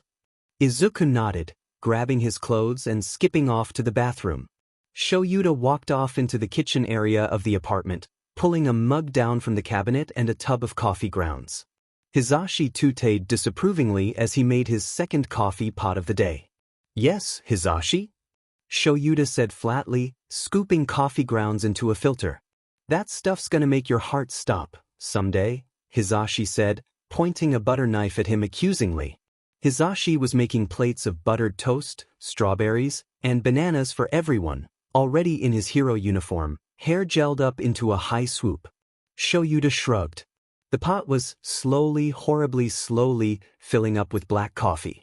The stuff was his life source. These days, his schedule was entirely manageable, but sometimes patrols ran farther into the night, and sometimes he just wanted to stay out an hour or two longer, and that with the added stress of the last few weeks was taking a toll on his sleep schedule. I believe there's an American expression that would be fitting, Shoyuta said, falling into the dry banter that came easily in the early hours of the morning, when neither were properly caffeinated or fully awake. Live fast, die young. Yeah, James Dean said that, Hisashi said, slicing up another banana. You want to know what the last part of that saying was? Have a beautiful corpse. Though, I suppose you've got that covered. Hisashi grimaced. I'm beginning to realize how creepy that sounded. Yes, Shoyuta agreed, pouring himself a cup of coffee and sipping it slowly. Who was James Dean? Was he a baseball player, or something? He wasn't as well-versed in American pop culture as Hisashi was, and that was probably only due to the latter's fluency in English. What? No, he was an actor, Hisashi said, looking at him oddly. Baseball player? What? Shut up, Shoyuta grumbled, finishing off the last of his coffee and placing the empty mug in the sink. Child's probably done with his shower, he said, leaving the kitchen and knocking on the bathroom door quietly. Almost done. Izuku's small voice called through the door. Gotta get my pants, all done. Shoyuta opened the door, and Izuku was already sat on the bathroom counter, holding a spray bottle and a comb. I got up on the counter by myself, he cried victoriously, a grin splitting his face. You've probably gotten taller, Shoyuta noted, not quite understanding why that made him a bit upset. I'm gonna tell Miss Yuan next week, Izuku said resolutely. She says I'm too short. Izuku had been going to see Yuan for around 4 weeks now, and it was mid-March. 4 weeks since the first appointment, and Izuku still hadn't opened up about what was bothering him, but he had talked about some things with Yuan, knowledge that Shoyuta wasn't privy to, as he sat outside the room for Izuku's sessions, now, and his mood and temperament seemed to have improved. For weeks since the first appointment. Since they'd gone to the park, since the light bulb incident with the little blonde boy and the pink-haired girl. Hizashi had asked about the boy a few days later, and Izuku hadn't said much, other than that he had been sad and flicky at school and that he hadn't had any books with him. When asked what he meant by flicky, Izuku demonstrated by flicking his fingers and tapping his fingers on his knees, tapping his feet, and other things of the like. Shoyuta figured the child was just hyperactive, and that once the books were taken away and he didn't have anything to focus his attention on, he got fidgety. Though Shoyuta couldn't imagine punishing Izuku if he had gotten hurt, even if he was doing something he wasn't supposed to do. But he figured Denki's parents had been looking after children far longer than he had, so he hadn't said anything. It felt a bit wrong. I'm sure she'll be thrilled, Shoyuta said absent-mindedly, working a tangle out of the boy's hair. He'd need his hair trimmed and soon, before he was dress-coded at school. How the child managed to tangle his hair this much just by sleeping, Shoyuta would never know. Not even Shuta's hair was like this. Shoyuta finally finished combing the boy's hair, helping him down from the counter. Hizashi made toast for breakfast, Shoyuta said as they walked down the hallway, Izuku half running half walking, hurriedly climbing onto the kitchen chair once he was finally at the table. Izuku took a big bite of toast, the fruit and bananas sitting on top of it. Slow down, Zu. Hizashi laughed, taking much more reasonable bites of his own toast. There's no rush. But I want to get to you real fast, Izuku exclaimed, piling the last of the fruit on the final piece of toast, folding it in half and eating half of it in one bite. You're going to make yourself sick, child, Shoyuta said, taking a sip of water. The school won't disappear if you take your time. Shoyuta had remembered his first day of UA High School, his first day of the hero course. How the nerves and anxiety had made him so nauseous he felt like he'd be sick if he tried to eat, but he'd hurriedly eaten a candy bar he had stored away in the cabinet anyway because he had reasoned he'd need the energy to get through the day, nausea or not. He'd been in such a rush to get to the school, he'd eaten the entire candy bar in 3 seconds flat. He felt a bit hypocritical now. We gotta get there fast so I can meet all the teachers and the kids and Principal Nizu. You don't want to meet the children, Shoyuta said bitterly. They're all horrible. But you think everyone is horribly, Izuku pointed out. Maybe I'll like them. And maybe they'll like me too. Shoyuta glanced at Hizashi, and the other man grimaced. They might not be very nice, Izuku, Hizashi explained gently. They're teenagers. And you're just a little boy. They might not, well. But I'm nice. Izuku pointed out. People like nice people. Nice people like nice people, Shoyuta stated. Teenagers are not nice. But Dash, remember what I told you about rebel phases? Shoyuta asked, and Izuku paled considerably. Oh no, Izuku gasped, looking horror-struck. Everybody. Hizashi nodded solemnly, though Shoyuta could tell, from the crinkling in his eyes, and the way his cheeks were turning red, that he was holding in a laugh. Well, Dash, Izuku stammered. There's still Mr. Nizu. And I'm gonna be staying with Unkai-sho all day, right? I'll get to meet him. Yes, Shoyuta said, though he had to admit he was dreading the entire experience. Just try not to bother him, Hizashi said hurriedly. He's a very busy man. Who knew at this point. Izuku nodded, looking perfectly serious. I understand, he said resolutely. No bothering Mr. Nizu. You got it. Good child, Shoyuta said, finishing off his toast. Hizashi quickly did the same. Fill up the cat's water bowls, please. Izuku nodded, running off to do just that. We should get him an allowance, Hizashi noted, picking up the plates. Shoyuta grabbed the cups. For his chores and everything. What's he going to do with an allowance? We buy him everything he needs, Shoyuta pointed out, dumping the cups in the sink. And we have a college fund for him.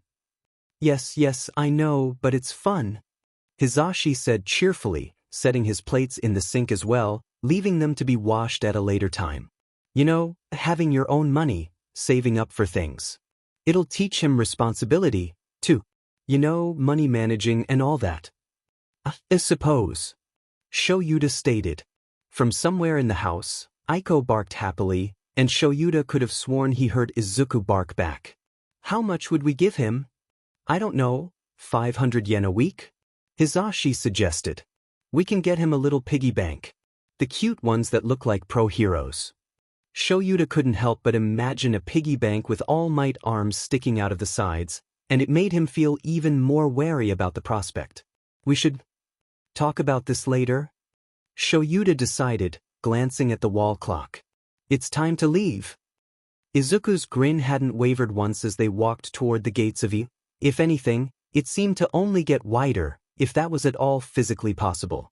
His eyes were shining brightly as he, Shoyuta and Hisashi walked through the main entrance, the security gate not crashing down because Nizu had long since programmed Izuku into the system. Shoyuta guided Izuku to the front office while Hisashi ran off to help the English teacher set up the classroom for the day.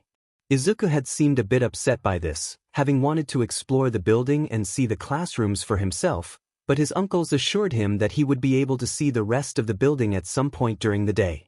Shoyuta began his work day, organizing papers and listening to messages left on the phone overnight, sorting the messages for Nizu to listen to later based on urgency. Izuku sat in the corner with a few of his action figures, a couple children's books, and an apple. He was sulking slightly as he sat there, rolling the apple back and forth on the carpeted floor, but the child's discouragement couldn't be helped. About an hour into the day, a crowd of students started rushing into the building, and Shoyuta set out a basket on the desk for absent notes. Izuku's disappointment seemed to dim, slightly, as he watched the older children walk into the office. A girl with a scarf wrapped tightly around her head, which Shoyuta knew hid dozens of small snakes. A boy with bright red skin, who Shoyuta guessed had some sort of heat quirk. Another girl, this one who left brightly colored crystals wherever she stepped that melted away a few minutes later. By the time the morning rush had ceased and everyone was in their classrooms, Izuku was bouncing up and down in place excitedly, looking like he was seconds away from making a break for it out of the classroom and investigating the school. The child had always been fascinated by heroes and UA and other people's quirks. The child had made them sit through the UA Sports Festival when it had aired on TV the year before, despite the fact that it had been rather dull that year and Hisashi and Shoyuta never really watched it. Shoyuta expected the child was trying to make up for the lack of his own quirk by learning all he could about the quirks of others and, though it worried him a bit, it wasn't anything particularly unhealthy and if anything, it was educational, so he saw no reason to discourage the practice. And he liked reading Izuku's hero notebooks and looking at his drawings, when he showed them to him. They were both amusing and mind-blowingly detailed, considering the child's age. Ankai Shodash. Patience, child, Shoyuta admonished, typing something into the computer. Hisashi always teased him when he saw him on the computer, something about him pecking the keys. At least now, with Shoyuta being on the computer so much for work, he'll be much better at typing. I have to finish my work before we can go anywhere. Izuku slumped back against the wall, nudging one of his comic books with the toe of his sneaker.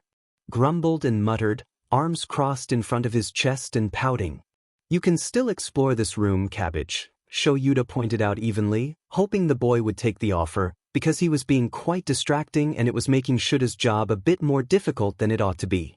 Just don't break anything.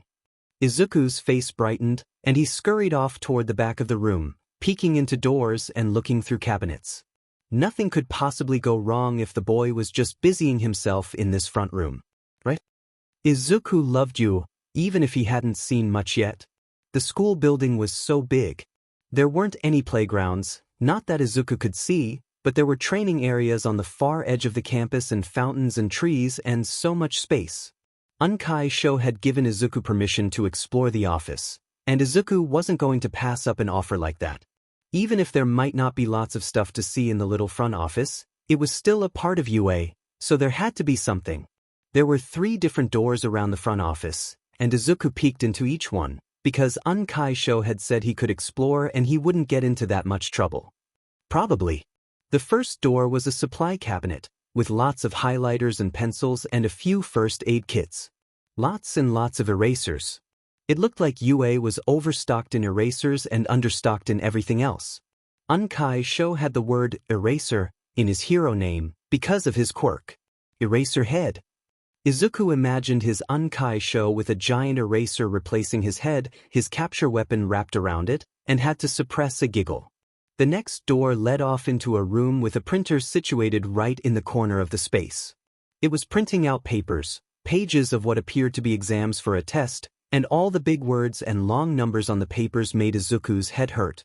He left that room quickly, since it was fairly self-explanatory and there didn't seem to be anything more in it than the large hunk of plastic in the center of the room and the table beneath it. The next door was different from the others. This one was made of dark wood and had a shiny golden knob that seemed to be polished to a gleam. It was like the stereotypical door of a villain in all of the cartoons Izuku watched with Unkai Zashi, and it made Izuku feel a bit nervous at the prospect of seeing what was inside. There was lighting leaking out from beneath the door, orange and much more welcoming than the door itself, and Izuku decided to knock on the door quietly before twisting the knob and pushing it open. For a moment, he wasn't sure what he was looking at. It appeared to be a regular, empty office. A desk in the same dark wood as the door with no extravagant designs or engravings on it. A red-clothed Raleigh chair. A sleek, black, new-looking computer rested on the desk. A blood-red carpet sat on the floor.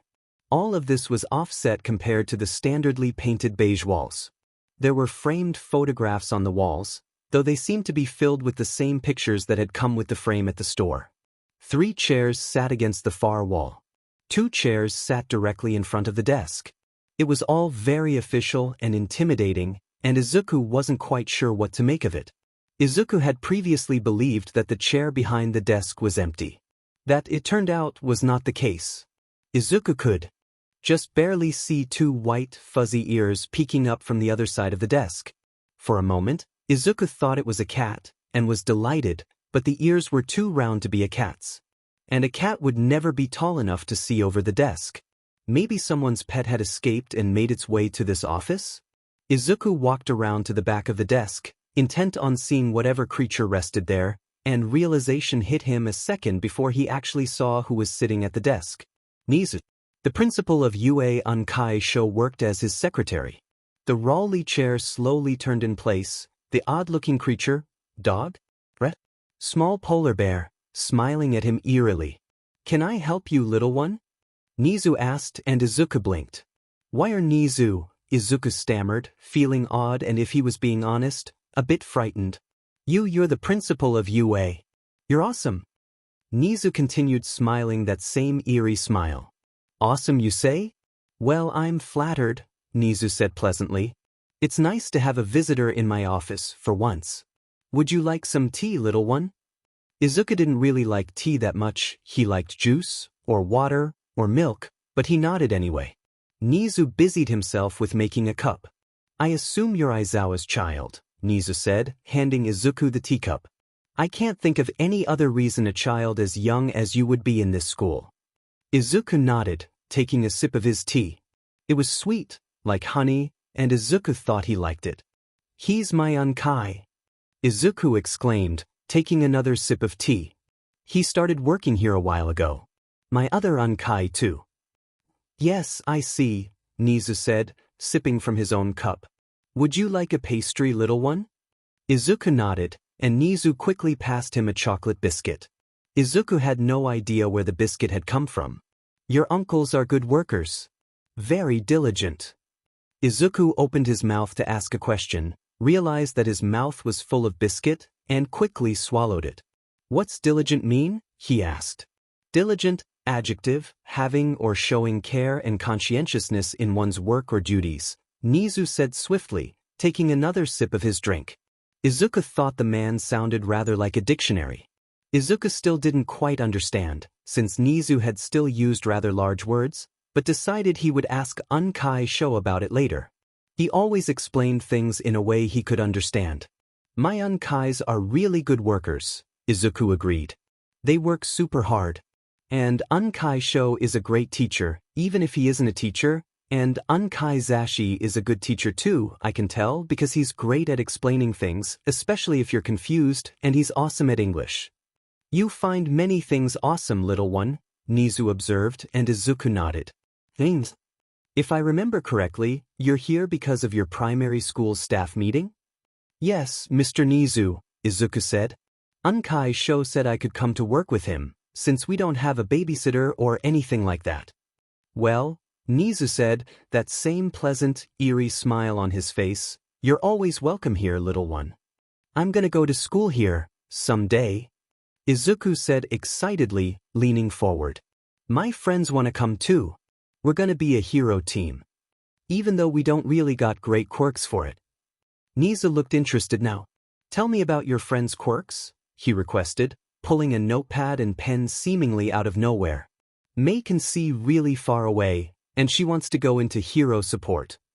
Izuku answered, grinning. She's really smart and really good at math. Even better than Ochako. And I didn't even think that was possible. Ochako is younger than me, and she can do multiplication and division. Impressive, Nizu said, scribbling away at his notepad. Tell me more. Ochako can make things float. Like they have zero gravity, she can make them weightless by touching them. But using it makes her tummy hurt really bad. Like when you're in a car too long, and all the moving makes your belly feel all sour and squashed. Yeah. I also got a friend named Hitoshi. I love Hitoshi. I think Hitoshi and Ochako are my bestest friends. Hitoshi doesn't talk, Izuku continued, a little sad and subdued now. He's really scared of his quirk, I think. I don't really understand what it is. He doesn't talk about it a lot, only that a lot of people think it's evil. But I don't think it's evil. I think it's activated by talking?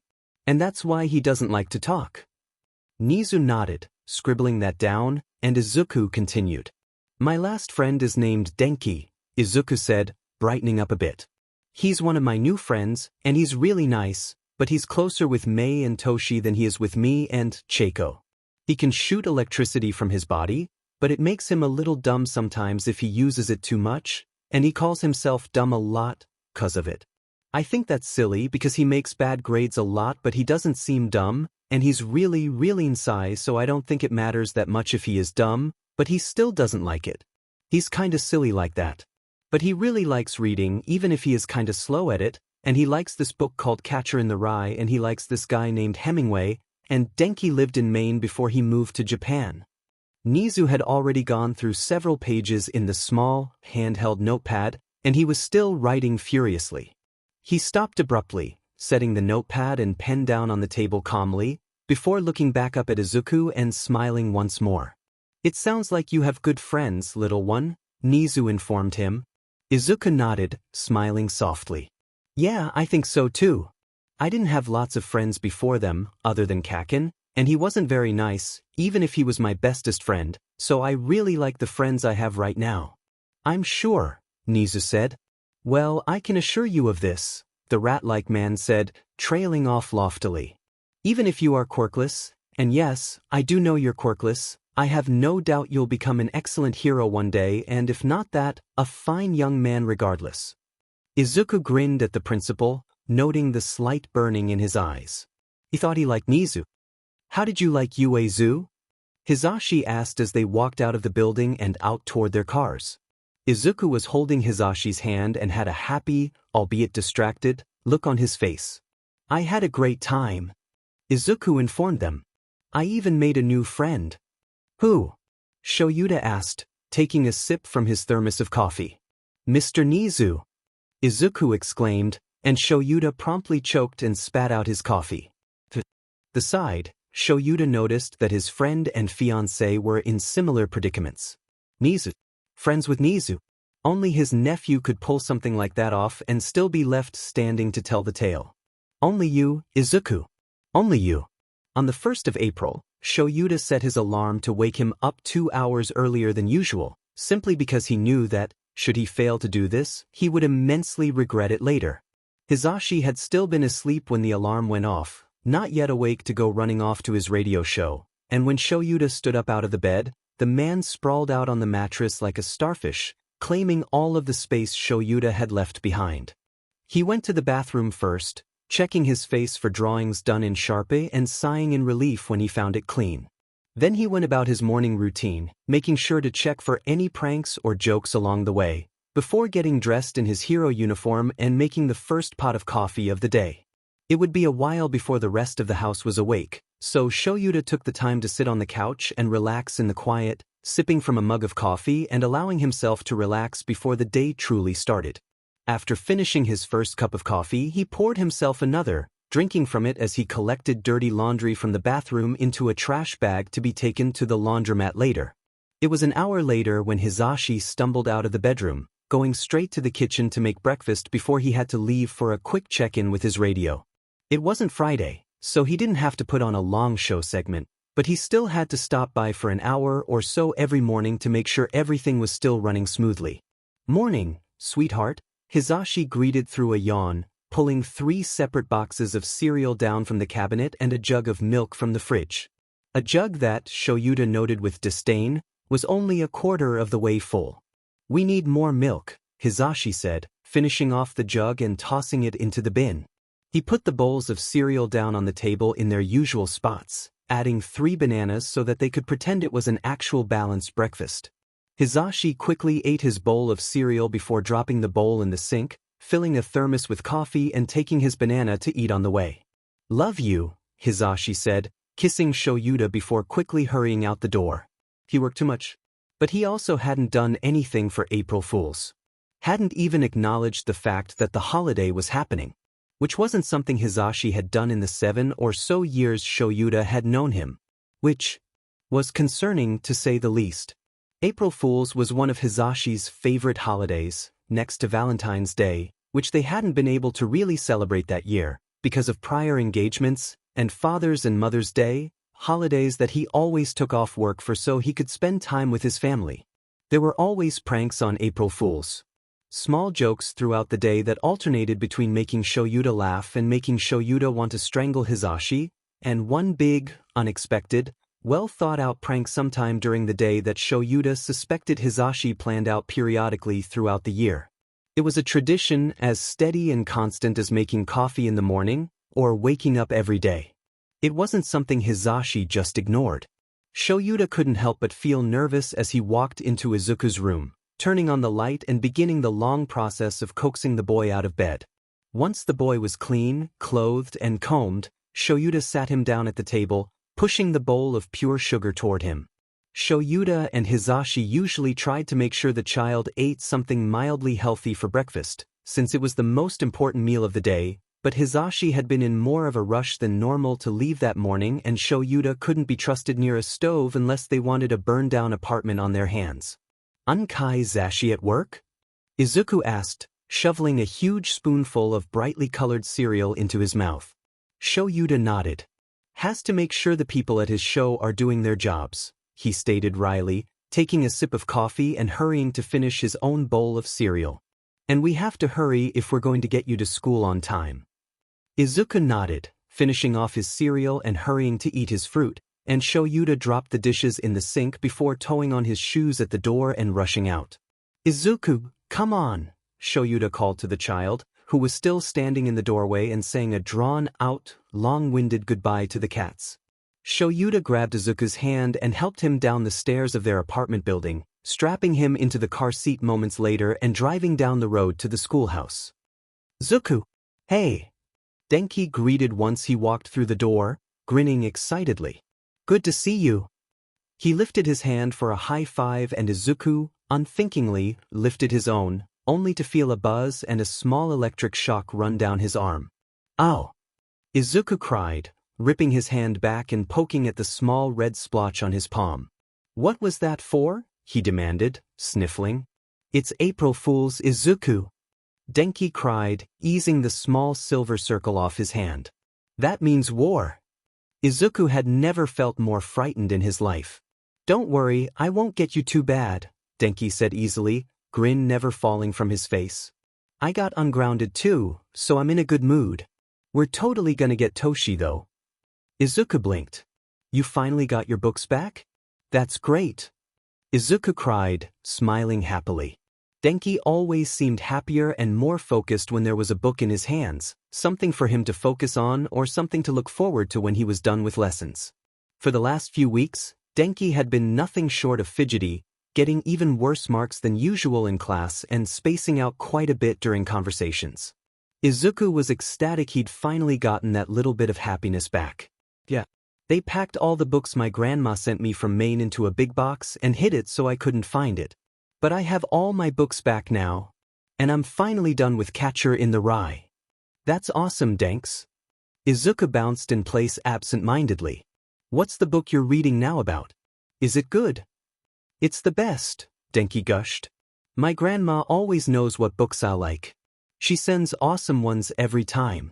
This one's about this boy named Tom Sawyer and another boy named Huck, and it's kinda scary sometimes because there are some bad guys, but it's really good, and I think I'm gonna send a letter to America and ask my grandma if she can send more books by the guy that wrote it, Mark Twain, I think his name was?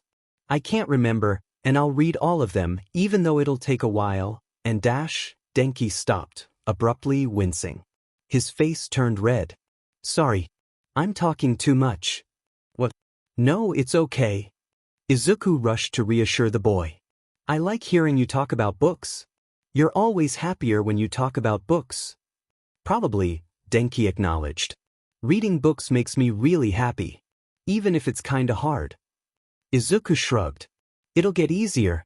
We're little. Things are supposed to be hard for us. That's why we have big people there to help us. And then, when we're big, we get to help the little people, Denki continued, derailing the previous topic of conversation entirely. Yeah. May barreled into the room minutes later, not bothering to greet either of them as she started furiously scribbling in her notebook. Hitoshi walked in after May, looking tired, his eyes red-rimmed and heavy-looking, and Izuku could tell it was going to be a bad day, for Hitoshi at least. Hitoshi had a lot of bad days. It was hard to see them coming, but they were easy to recognize. Red eyes, tired expression, sad face, drawn up tight and wary. Hitoshi was a lot like Denki that way because Denki had bad days sometimes too. When he couldn't focus, or he was restless and agitated. Denki had once told him that it felt like his skin was crawling, and there was nothing he could do about it, and it gave Izuku a whole new perspective on how bad Denki's bad days were. But Izuku thought Hitoshi and Denki had bad days for different reasons. Denki had bad days when he had trouble focusing, after getting in trouble with his parents, who were very strict, or when he didn't have a book with him, or something to focus his attention on. The last few weeks that Denki had been grounded by his parents after the light bulb incident, Izuku could just barely see the still pink scar on Denki's palm, had been filled with bad days. Hitoshi's bad days were different. He didn't talk a lot about his father, but Izuku knew that Hitoshi loved him and that Hitoshi's father loved him back. He just had to work quite a bit, and Hitoshi didn't get to see him often. Izuku liked Hitoshi's father, though he couldn't say the same for Denki's parents. Izuku knew that Hitoshi's father, at the least, would never, intentionally, make Hitoshi have a bad day. From Izuku's basic understanding of Hitoshi and how he operated, he knew that Hitoshi didn't talk because he was always scared, and that Hitoshi might talk again once he wasn't scared anymore. But that day didn't seem to be coming anytime soon. But Izuku wasn't sure what caused Hitoshi's bad days like he was sure of what caused Denki's bad days. Hitoshi was a mystery in more ways than one, despite the fact that Izuku considered him his best friend. But Izuku did know this: Hitoshi was always scared, and when he had bad days, it meant he was more scared than usual. "You okay, Toshi?" Izuku asked, and the boy didn't answer, instead choosing to bury his head in his arms and sleep. Or hide. It was hard to tell, sometimes, with Hitoshi. Ochako walked in through the door next, hair a bit messier than usual. The tie of her uniform was missing, and the shirt under her blazer was wrinkled and rumpled. "Morning, Ochako." Izuku greeted, and Denki and May did the same. May hadn't looked up from her notebook when she'd done it, but it was better than nothing. "Morning," Ochako returned, and she sounded very, very tired. It looked like it was going to be a bad day for Ochako and Hitoshi. "You okay?" Denki asked. Denki's accent had been fading away bit by bit over the months, but his words still sounded oddly thick, and the way he said his words was... It was fun, listening to Denki talk. Ochako blinked. Oh yeah, I'm fine," she answered cheerily. She didn't look fine. Miss Yuan was a good doctor. She was nice and kind, and she talked to Izuku about his day and helped him sort out some of his problems. And whenever she asked him how he was and he said, "Fine," she raised an eyebrow like she didn't believe him and threatened to shoot him with a Nerf gun. Izuku had an appointment with Miss Yuan that evening, and he told himself that he would ask her how to help his friends when they were having bad days. If anyone would know, it would be Miss Yuan. Izuku didn't have a Nerf gun, but he could be very clear with the fact that he didn't believe Ochako. Izuku tried to raise an eyebrow, like Miss Yuan did, but found he couldn't, so he just raised both. He felt embarrassed for a moment, because he was sure he must look quite silly. "No, you're not," Izuku decided primly. "What's wrong?" Ochako's eyes widened. "What? Nothing's wrong," Ochako said, grinning awkwardly. "My doctor says there's always something wrong when someone says they're fine." "So what's wrong?" Ochako blinked, staring down at the floor for a moment, before sighing heavily. "Can I tell you during recess?" she asked, and Izuku nodded. Denki was staring at them, looking just as concerned as Izuku felt. Hitoshi hadn't lifted his head, but Izuku thought he might be listening. Mei was too lost in her inventions. Izuku doubted she'd notice a bomb going off. That might be for the best. They did math first, and Hitoshi pulled himself out of his hiding place to work on a few problems. Hitoshi was okay at math, but he was best at science and reading, and he didn't finish his problems as fast as Mei and Ochako did. Denki hated math, and he stared at the problems for a long time, face drawn up in a scowl as he regarded the problems before him. "This is dumb," Denki bemoaned, and several people from different tables shushed him. "Look," Izuku whispered, pointing at the first problem. "She has 8 apples and 4 oranges, and he has 2 apples and no oranges, right?" Denki nodded, slowly. "So she's nice, so she gives him 2 apples and all of her oranges, because he didn't have enough food and she doesn't like oranges, right?" "That's not a part of the problem," Denki said with uncertainty. "There's gotta be a reason she gave him all her oranges." "She hates oranges," Izuku stated. "So, she gives him 2 apples and all her oranges, so it would be 2 and 2 and 4 and 0. That would be?" Denki counted it off on his fingers. 4 apples and 4 oranges? "Yeah." Izuku cheered, grinning widely. "Good job, Denks. Okay, so now this. 1. Denki seemed to do a better job on problems when he talked them through, instead of just straight numbers. Izuku and Denki made funny stories out of the word problems and complained about the problems without words, and it didn't take long for Denki to get through all the problems. Izuku didn't give Denki any of the answers, only helped explain the problems better, and Izuku had no doubt that Denki had gotten most, if not all, of the problems right. Denki seemed to have a much easier go of it when someone took the time to just explain things to him. Izuku wasn't sure if the teacher would ever do that, because she was a little mean, but until they got a nice teacher, Izuku could help Denki get through his math problems. "Please turn your papers in at the front table, kids," the teacher called, and everyone brought up their papers. "While I mark these, everyone can have art time." Everyone stood up to grab paper, crayons, and pencils before reclaiming their seats. Izuku drew himself, in the hero uniform he wanted someday. There was no reason he couldn't plan it out now. He considered his options. He wanted to make people feel safe, but did he want to do that in the spotlight or as an underground hero, like Unkaisho? Unkaisho was a great underground hero. He took the cases that the big-name heroes didn't, helped stop petty crime, and he still got to fight villains on a semi-regular basis. Maybe being an underground hero would be better. He could still make people feel safe. And they wouldn't even have to know about him being quirkless, which would probably make his life as a hero difficult, thanks to the media. He drew the outline of his body. Then he added a heavy green cloak with a hood over his hair. A black cloth mask, like the kind they use in hospitals, over his face. A black undershirt with long sleeves, and baggy exercise pants, so they wouldn't hurt his movement. Unkai Sho and Unkai Zashi had both said that was very, very important. He'd need weapons, since he didn't have powers. A staff? A sword? A sword would be fun. Before he could decide, art time ended. Silent reading for an hour, the teacher said. Denki, come talk to me in the hallway please. Denki, who had excitedly pulled out his book as soon as she'd said, silent reading, slowly put it away and stood up from his seat. Hitoshi had sat up a little straighter and looked concerned, and Izuku saw Denki shoot a panicked look their way. Izuku tapped the table nervously, and the minutes dragged on. Denki had been out in the hall for 10 minutes. 20 minutes. 30 minutes. The door finally opened. Midoriya.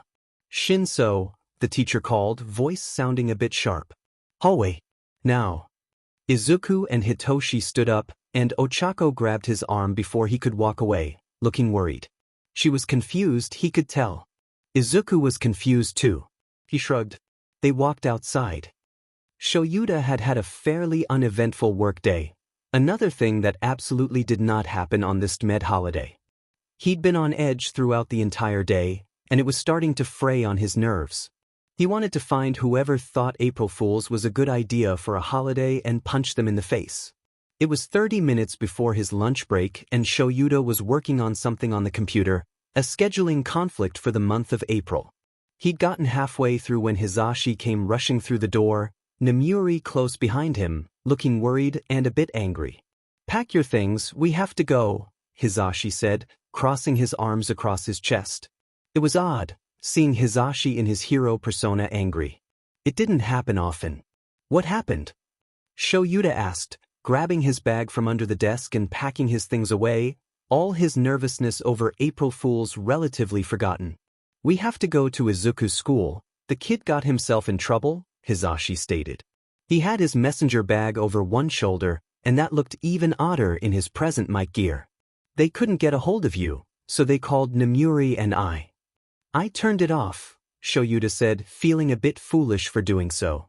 He had a kid in primary school who had a penchant for causing trouble with his teachers and he had turned his phone off. That was just perfect. Doesn't matter now, Namuri said. You guys have to get going. Do you want me to come? Yes, Hizashi said, and Shoyuta nodded. If this is anything like last time and they pulled us from work for no good reason, we're going to need your help, Shoyuta said. Namuri nodded. They explained the situation to Nizu and he told them they were welcome to leave, and that he would see them again tomorrow. They all piled into Shoyuta and Hizashi's car, since Izuku's car seat was in it and they weren't sure if they would have to take the child home or not. It was a 30-minute ride to Izuku's school, and the group climbed out of the car. There were older kids on the playground, and Shoyuta could see them pointing at them from the corner of his eye. Is that present Mike Dash? I listen to his radio every Friday Dash. Is that Midnight Dash? Who's that skinny guy with them? Why are they at our school? They walked into the school, heading straight to the front office, where Izuku was sure to be. Denki, Izuku and a purple-haired boy Shoyuta thought might be named Hitoshi were sitting against the back wall in 3 chairs.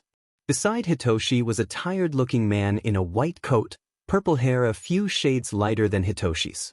Hitoshi was leaning into his side heavily and the man was running a hand through the boy's hair, and he in no way looked happy to be there. In the chairs beside Denki was a man and a woman. The man had dark hair and bright yellow eyes, while the woman looked more like Denki with shaggy yellow hair, though she had dark brown eyes. Hitoshi sat up quickly as soon as they stepped into the room, staring at them with wonder in his eyes. No, not Namuri and Hizashi. He was staring at Shoyuta. Why would he be staring at Shoyuta? Hitoshi pulled at the sleeve of his father's lab coat insistently, pointing at Shoyuta. Hello, Shoyuta said gruffly. Eraserhead? The man in the lab coat asked, and Shuta's eyes widened. Well, what do you know? My son's a big fan of yours. Hitoshi was bouncing in place in his seat. Shoyuta wasn't sure what to do. This had never really happened before. People weren't just fans of Eraserhead. No one was supposed to know who Eraserhead was. It was the whole point of him being an underground hero. Nice to meet you, Shoyuta finally greeted. Hitoshi's smile widened. Shoyuta thought Namuri and Hizashi were trying to keep from laughing. He, Hizashi and Namuri sat in 3 of the 4 extra chairs on the opposite wall. Izuku ran over to sit next to them, leaning his head against Namuri's shoulder. "Hey, Tiger," Namuri greeted, and Izuku hummed in response. "Wanna tell us why we're here?" Izuku shrugged. "I don't know either." Denki's face was blotchy and his nose was red, like he had been crying, and he sniffled loudly. Shoyuta thought the boy might start crying again. "We're here because our son thought it would be a great idea to cheat," the black-haired man groused.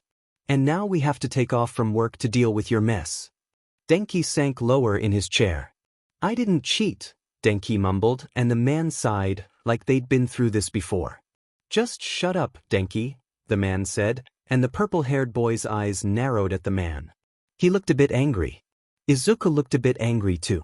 "The principal is busy with another kid, so it's going to be a while." The man looked less than pleased at that prospect. "We're fine waiting," Hizashi said, leaning back in his chair and crossing his legs. Shoyuta didn't say anything, leaning back farther in his chair. Namuri hummed in agreement. The purple-haired man sighed and glanced at his watch.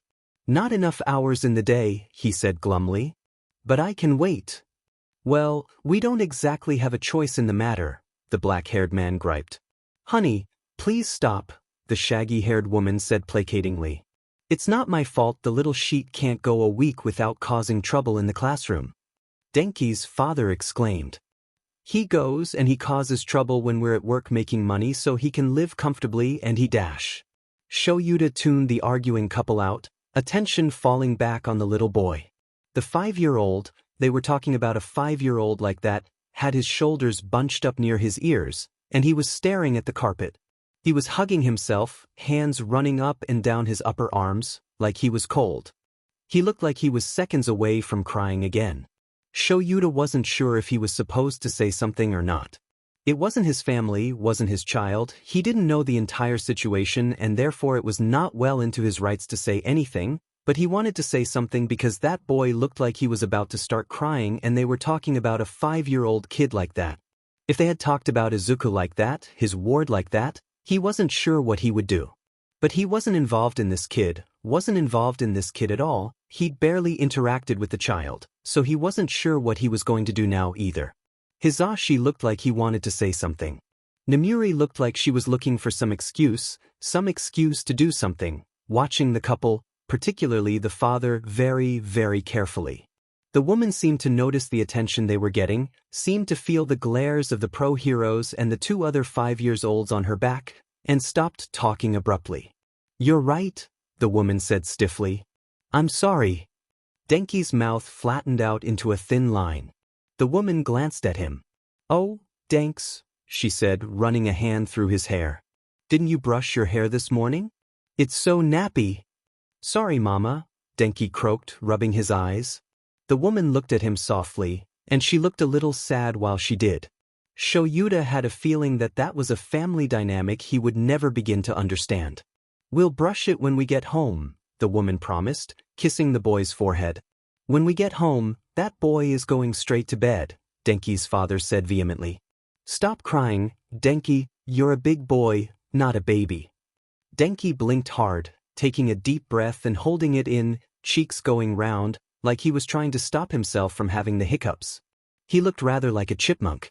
Shoyuta saw movement from the corner of his eye, Izuku sitting forward, away from Namuri, and giving the man his fiercest glare, which was not very fierce, though Shoyuta imagined that Denki would appreciate the effort, later on. "Don't tell him that," Izuku snapped. "Don't talk to him like that. He's allowed to cry. It's good to cry. And big boys can cry too. Big boys is pekyo." He had to sound out the last word, because he had only just learned it, and it was a difficult word for the child to pronounce. "You've been nothing but a big bully this whole time. You should be ashamed of yourself, Mr. Kaminari." "Izuku," Shoyuta said sternly, and the child looked over at him with a fire burning in his eyes. "Stop. Right now." Shoyuta hadn't raised his voice, because he knew he hated when other people raised his voice, so he wasn't going to do the same, but Izuku got the message. He slumped back in his chair, arms crossed over his belly, hands clenched into tight little fists at his sides. Learn to control your son, Mr. Kaminari said angrily, eyes narrowed. We will be talking about this when we get home, don't you worry, Hisashi promised. He had no right. We are well aware, Hisashi said, uncrossing his legs and gripping the arms of his chair tightly. We will be taking care of it, believe me. Mr. Kaminari nodded, looking satisfied and relaxed slightly. Shoyuta took a deep breath, counted to 10, and let it out slowly. He hated this. Hated everything about it. Yelling always put him on edge, the sound was so ugly in his ears, but this whole situation was 100 times worse than he was used to. Shinso, Kaminari, Midoriya. The principal called from his office. The three groups stood up, walking into the office. There weren't enough chairs in the room, so Shoyuta, Mr. Kaminari, Mr. Shinso, and the three children sat down while the rest of the adults were left standing at the side of the room. Let's start with why you were called in here today, the principal began. Your children's teacher has reason to believe that either Midoriya or Shinso helped Kaminari cheat on a math test. Forgive me for saying that I have trouble believing that, Mr. Shinso said, tilting forward in his chair. My kid was diagnosed with social anxiety and selective mutism, and he barely speaks to me. Not to mention he's not exactly a superstar in math. It doesn't seem like he would be the logical perpetrator out of the two of them. No offense, Eraser. Shoyuta grunted. Do you have anything to add, Hitoshi? The principal asked, turning to Hitoshi. I just told you he can't talk, the purple man snapped, running a heavy hand down his. Did you help Kaminari cheat, Hitoshi? The principal asked, and Hitoshi slowly shook his head. He didn't cheat. Izuku shouted. Izuku! It is not your turn to talk, Shoyuta said, and Izuku's mouth snapped shut with an audible click. No, please, the principal said, waving his hand. What do you think happened, Izuku? Denki was having trouble with his math questions. Izuku began. He has trouble reading kanji and the questions were really boring, so I helped him look at the problems differently. I read them in a different way. But Denki got to the answers all by himself. All I did was show it to him in a different way. That's all. Midoriya, the principal said, you aren't supposed to talk in tests at all. He was having trouble. You're supposed to help people when they have trouble. It's the nice thing to do. Midoriya dash. Look, Mr. Shinso said. Why do you think the kid was cheating anyway? Did you have any plausible evidence at all, or did you come to this conclusion through one of your bullshit feelings? Denki, I'm sure, is a good kid, the principal said, face looking a bit strained, and Mr. Kaminari scoffed, like he didn't believe him. Izuku looked angrier, and Hitoshi was staring at Mr. Kaminari, like he was trying to work something out in his brain. But he doesn't have a history of making very good grades. So the teacher found it a bit suspicious when he made 100 on a test, when he hasn't ever made grades like that before dash. Sir, you called me away from the hospital a few minutes before I was scheduled to perform life-saving surgery on a young lady's brain because a little boy made a good grade on a test? Are you FING kidding me right now? Is this some kind of April Fool's joke or something? Because I'm not seeing how this is supposed to be funny. Sir, you have to understand dash. The kid seemed dumb, and then he starts making good grades after another kid explains the problems a bit better to him. I don't know about you, but that sounds like a good thing to me.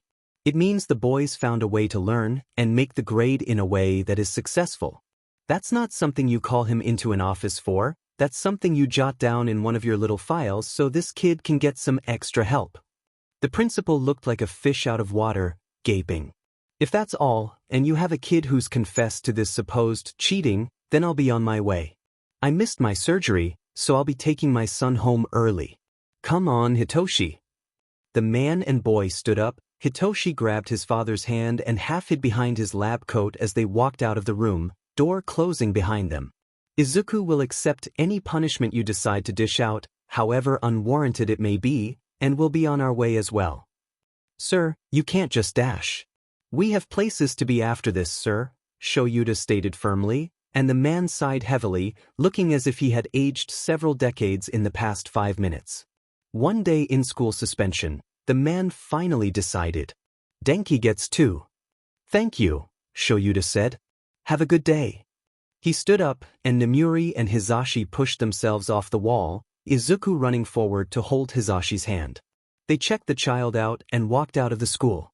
When we get home, Shoyuta started from the passenger seat. Once they were all settled in the car. After your appointment, you will do your chores, you will eat, and you will go to bed. You will do the same thing tomorrow. What?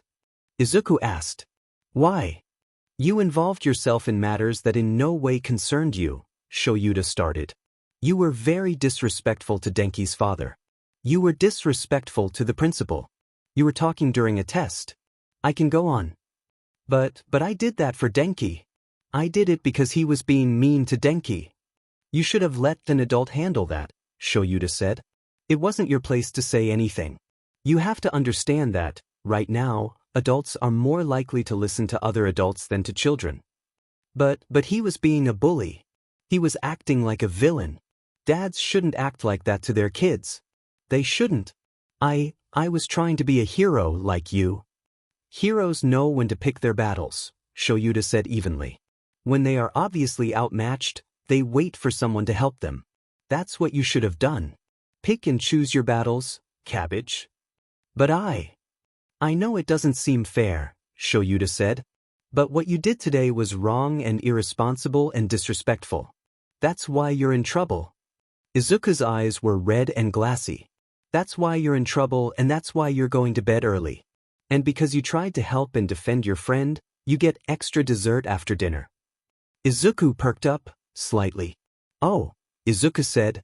Is this one of those things where you gotta act mean and stuff because you want to be a good parent so I don't go into my rebel phase early? Namuri and Hizashi snorted in unison. Yes, Shoyuta said. Izuku hummed. Okay. Shoyuta slumped a bit in his seat and leaned his head against the cold window. This was what people meant when they talked about the bad side of parenting. Shoyuta would have taken a million pranks from Hizashi to avoid having to feel like this again. Hi, Miss Yuan, Izuku greeted, sitting in one of the plush chairs in front of her desk. Unkai Sho, as he had been doing for the past few weeks, was waiting outside of the door, as was Auntie Nem and Unkai Zashi.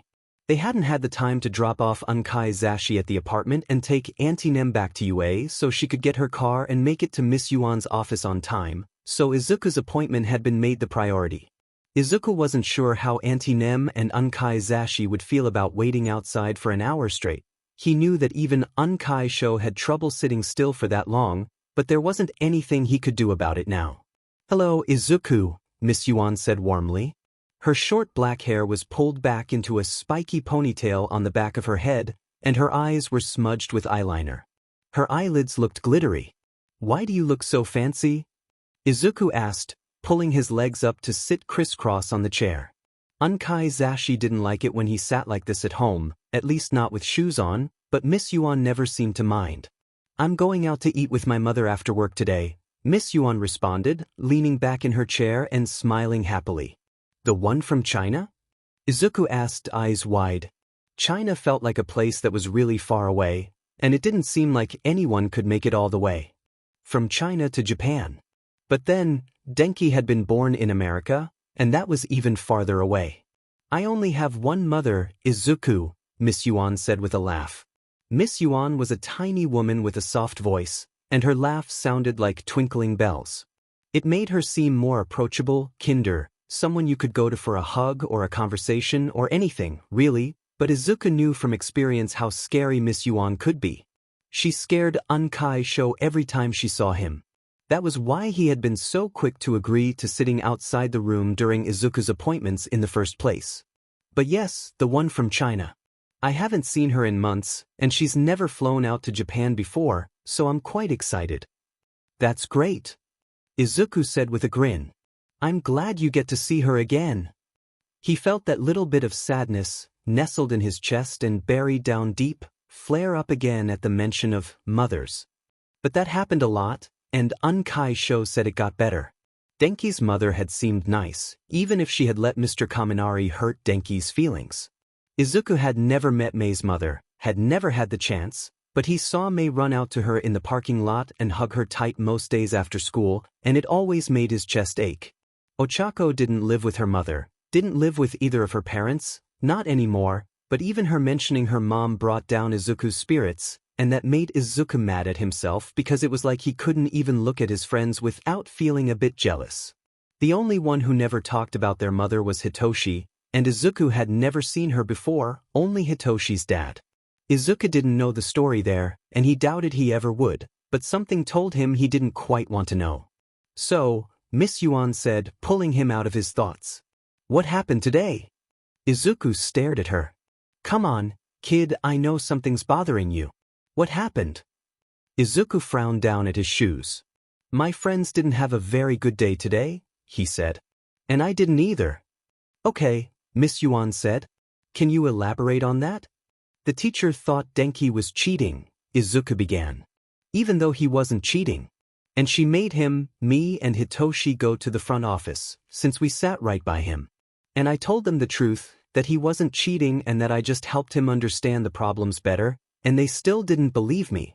And my unkais and my Annie had to come, and so did Denki's parents and Hitoshi's dad, and Denki's dad got really mad and he said really mean things to Denki, so I yelled at him, and I still got in trouble with Unkai Sho, even though I was trying to help Denki. And it's not fair. Even if Unkai Sho is giving me extra dessert for defending him, it's not fair at all.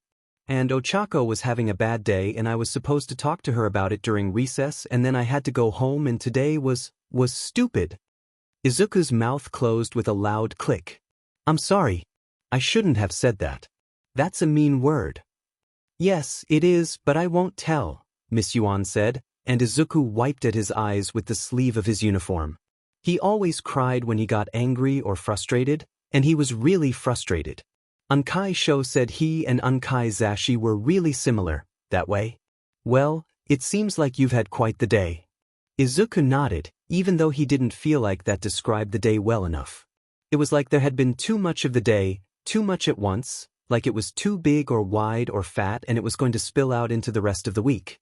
The day wasn't even over yet. "How about we start from the easier stuff and work our way up, okay?" Miss Yuan suggested, and Izuku nodded. "Ochako, you said she was having a bad day. What do you know about that?"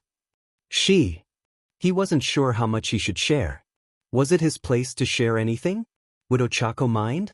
Probably not. Miss Yuan probably wouldn't meet Ochako anytime soon, if ever.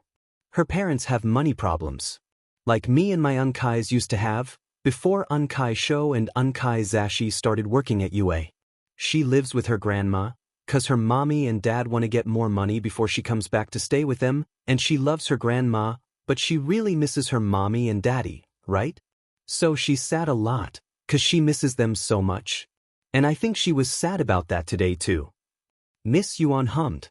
"Well, for her it's easy," Miss Yuan noted. Izuku wasn't sure how any part of any of this was easy, but he didn't say anything. "You can still talk to her tomorrow. And you have to talk to her. She's your friend, and she might need someone to talk to about these things. You know." Izuku didn't know.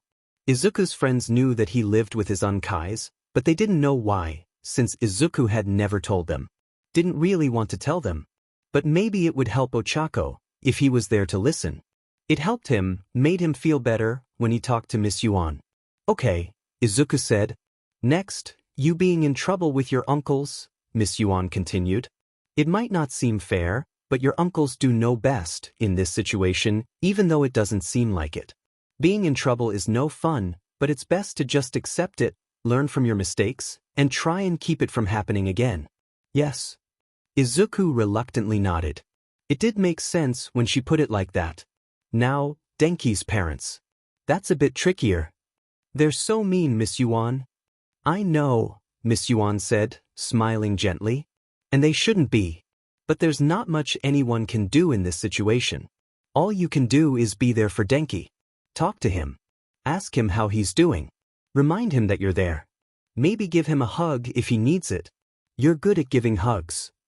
"But Miss Yuan, hugs aren't gonna fix this," Izuku exclaimed. "Hugs aren't gonna stop Denki's dad from calling him mean names and making him cry." "I know," Miss Yuan responded, looking a little sad. "But there's not much that can be done." "That's not fair," Izuku said, slumping down in his chair and scrubbing furiously at his eyes again. That's not fair at all. I'm sorry, Izuku, Miss Yuan said. But sometimes life is just like that. It shouldn't be. Izuku snapped, and he knew he was yelling and crying, and he knew that he shouldn't yell at Miss Yuan, but, at that moment, he didn't care. Life shouldn't be like that.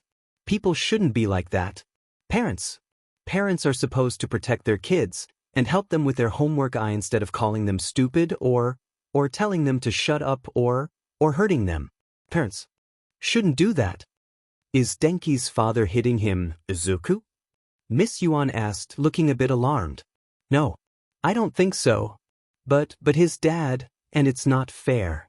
Miss Yuan frowned, squinting at Izuku before her brown eyes took on a goldish tint. Yuan's eyes widened sharply, and Izuku felt a sensation not unlike a heavy tarp settling over his head, and then a tiny pinprick, right at the base of his skull, that developed into a sharp ache. It was like a needle drilling its way in. Izuku held his head, whimpering, and, a moment later, it was gone. And Miss Yuan? Izuku asked, and Miss Yuan jerked back with a gasp, like a diver coming up for air.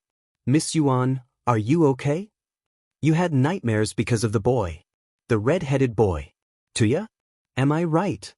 Izuku blinked, heart seizing a bit in his chest, and he felt his eyes start burning all over again. His father hurt him, and you met Tuya before, and then you had nightmares. I don't dash. I saw it in your mind, you thought of it and I grabbed it, and now, it's because of Tuya. When you said that dads aren't supposed to hurt their kids, it's because of the boy. Miss Dash. And he said he hated heroes. Red hair. Wasn't he the boy who dash? Unkai Sho. The door to the office opened quickly, slamming into the wall behind it, and there was a blur of movement in which Izuku couldn't be sure what was happening, before all was quiet. His heart felt heavy, and there was angry, bright and hot, burning right behind his eyes. Anger at Tuya, for not leaving in time and dying, anger at Unkai Sho, anger at Miss Yuan, one of the nicest women he'd ever met, anger at Endeavor, at himself. Miss Yuan was sitting in her chair, staring at the desk blankly. Auntie Nem and Unkai Zashi were standing on either side of her, looking ready to apprehend her if necessary. Unkai Sho was standing next to Izuku, hands clenching and unclenching at his sides, breathing shakily. There had been a scream, a shriek, really, the child yelling Shuta's name, and it had all happened so quickly Shoyuta still had trouble working out exactly what happened and why, but Yuan was in her chair, shaking and hazy-eyed and rocking back and forth, muttering about someone named Tuya, and Izuku was crying and he looked scared and his own queries and worried fell aside and the hero training he'd underwent at UA took its place. Hizashi and Nemuri stood on either side of the woman. Frowning, Hizashi had looked ready to grab her, and Nemuri had torn off the sleeve of her hero uniform, just in case she'd have to use her quirk, but Yuan wasn't doing anything, instead rocking back and forth in her chair. Staring at the desk, just like she'd started doing when they'd walked into the room. Eyes hazy and glazed, like she wasn't entirely sure where she was, and Izuku was still trembling in his seat, breaths hitching on their way out, like he was trying not to cry or trying to calm himself down or... Shuta's hands were buzzing, leftover fear and adrenaline and confusion and the beginnings of anger making themselves known, and he clenched and unclenched his hands into fists, standing partially in front of the child, between him and the woman who was sitting at the desk. He felt a tug on his tracksuit, and he turned around to see the child staring at him with tear-filled eyes. His bottom lip was quivering, and his shoulders were shaking, like his body was trying to choose between being upset or being scared and had decided on a median.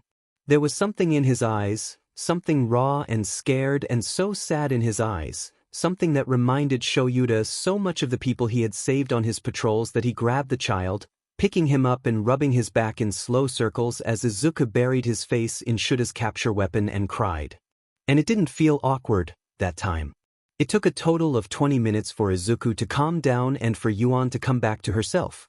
Yuan had been wearing makeup before, eyeshadow and eyeliner, but it was smudged and messy now, smeared over her eyes. She was shaky and pale and looked close to crying herself, rambling out apologies as Hizashi and Nemuri reassured her, still keeping close to her side to apprehend her, should the need arise.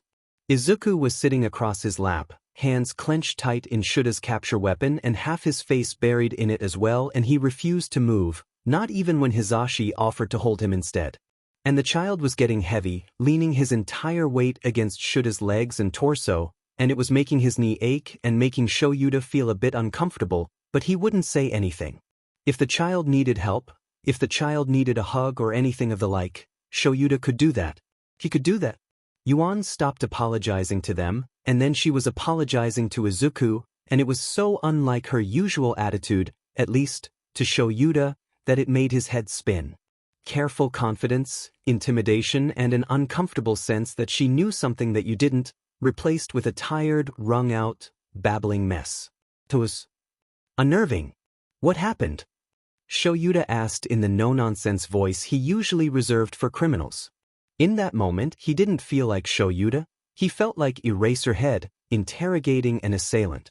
He felt like if he had been Shoyuta, in that moment, he wouldn't have been able to stop himself from getting angry, because Izuku was still crying into his capture weapon, even if he was trying to be quieter now, and he had to keep a level head.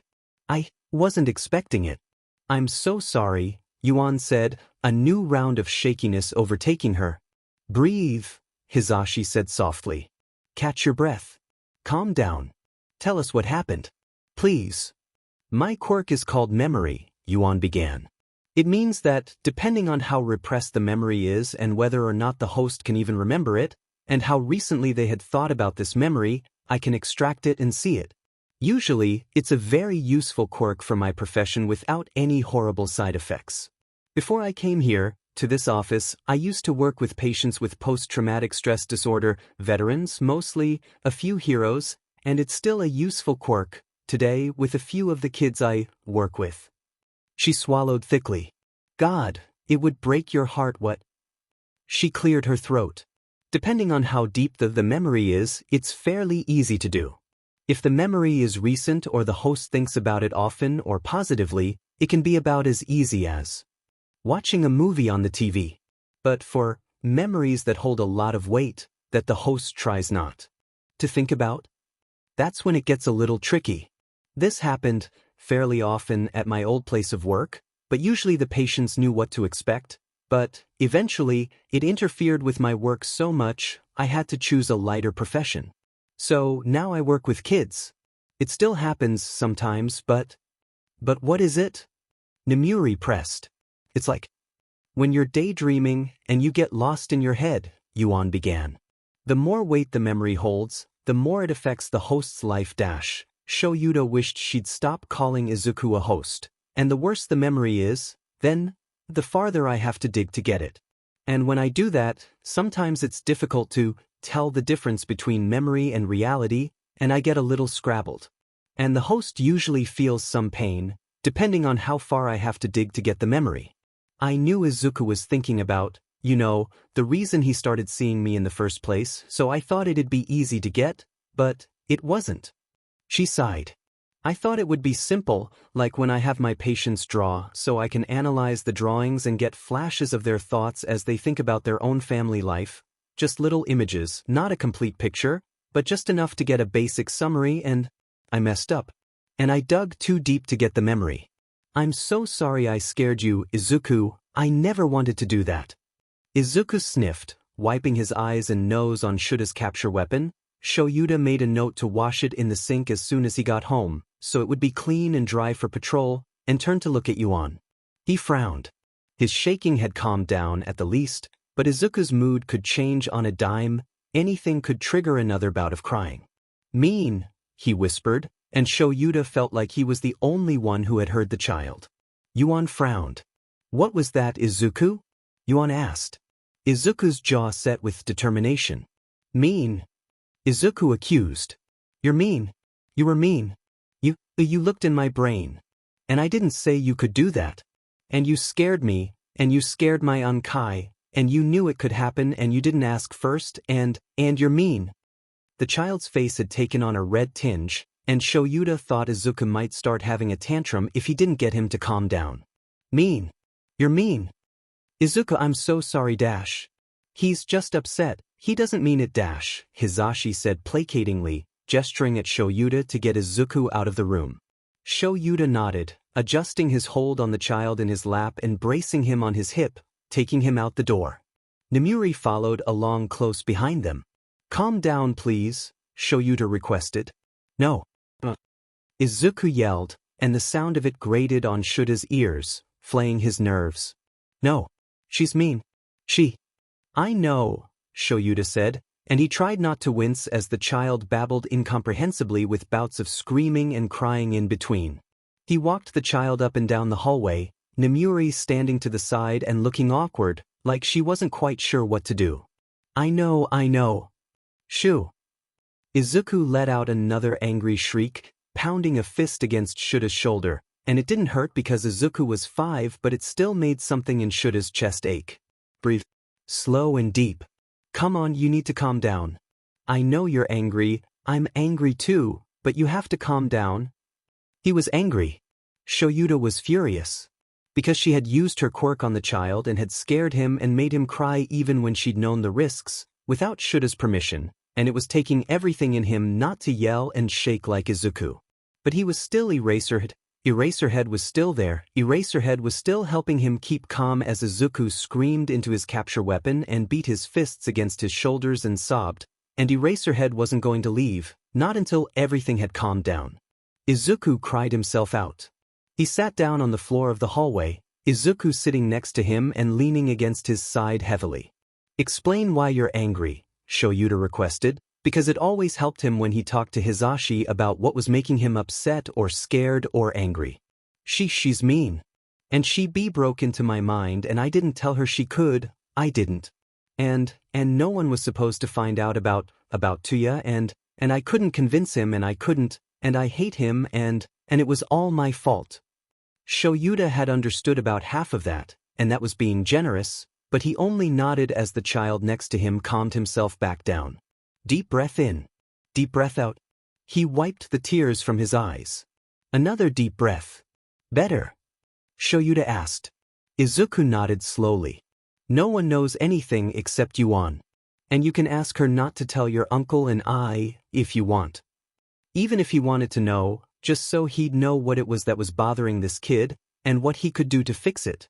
You can go in there right now. And then we can go home." "Yes." Izuku nodded. Again. "All right." Izuku disappeared into the office.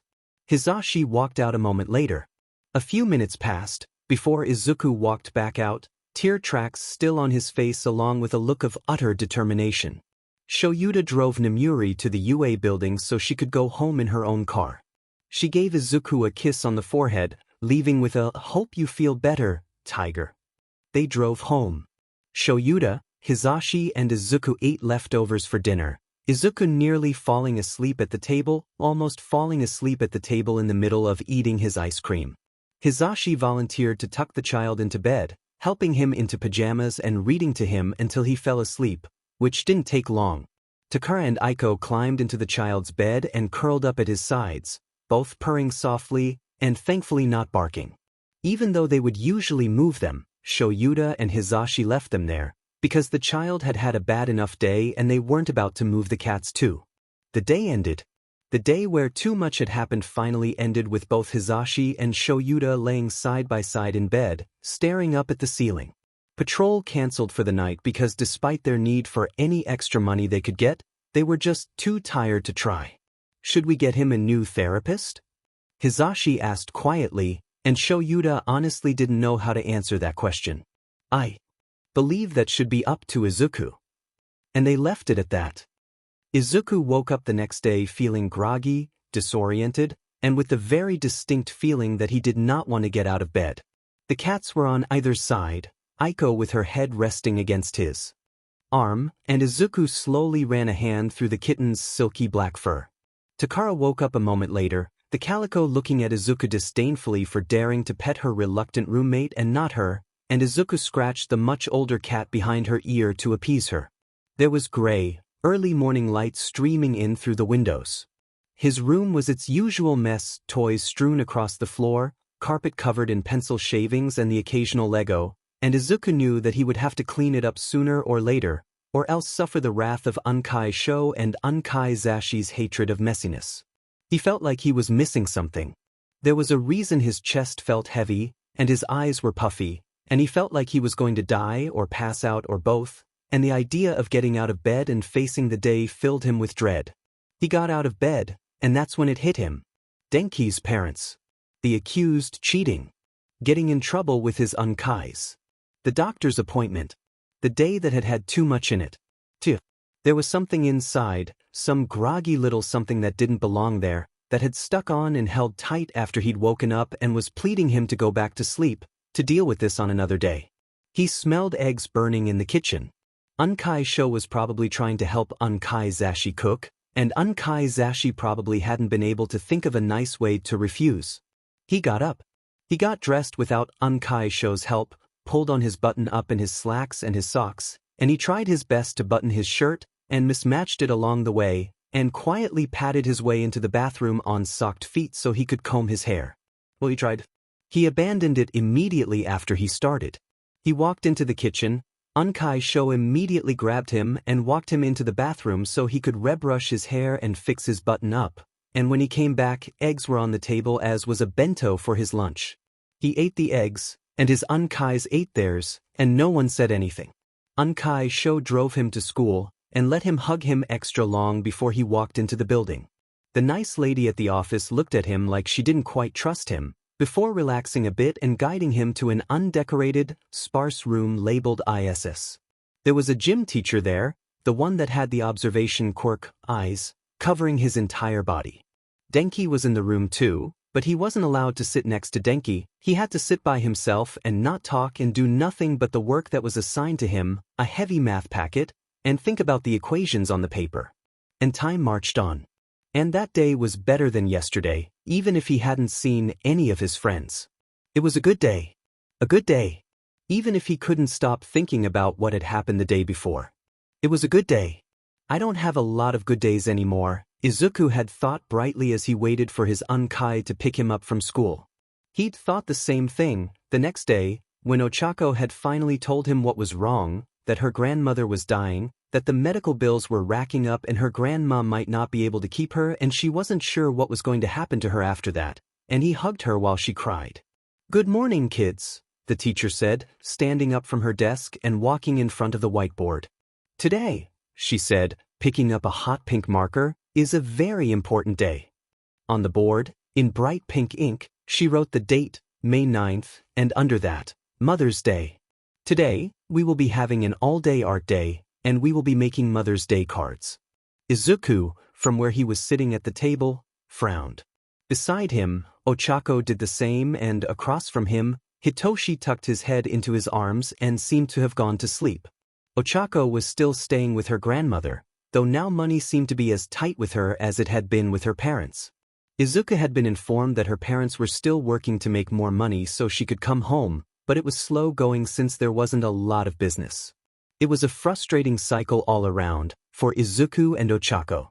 Ochako didn't complain a lot, but Izuku knew that she came to school tired and worn down because she had to take care of her sick grandmother every day after school, make sure she was taking her medications, that she hadn't gotten ill in the night. Izuku had helped her memorize the number for the ambulance, the fire station, and her parents, just in case. They had worked on that instead of art time, and Izuku hadn't been able to draw the castle he had been working on for Auntie Nem, but that was okay. Ochako got calls from her parents every other day, but she hadn't seen them in person since her grandmother's diagnosis a month ago. Izuku wondered if she did make a card for her mother, if she would be able to see her in person to give it to her. The teacher passed out construction paper, little containers of sparkly flakes, glitter, it was glitter, pink and purple glitter that glinted under the light, and scissors with little plastic guards over the blades. Then she passed out one bottle of glue for each table and walked back to the front of the room. The teacher grabbed the pink marker again. It made a little squeaking noise as it wrote on the board, and Izuku saw Denki and Hitoshi, who had picked himself up out of his little hiding place, wince in unison. It was a rather unpleasant sound, squeaky and sharp. Unkai Sho would hate it. She wrote instructions on the board, ideas for what they could do with their cards, hearts, flowers, diamonds, and various other shapes they could cut the construction paper into. She said that the glitter could go in little sprinkles around the edge of the paper, that it would make it more colorful and eye-catching. Izuku wasn't sure what eye-catching meant, but it didn't sound very pleasant. Hitoshi was the first to grab a piece of paper, hot pink.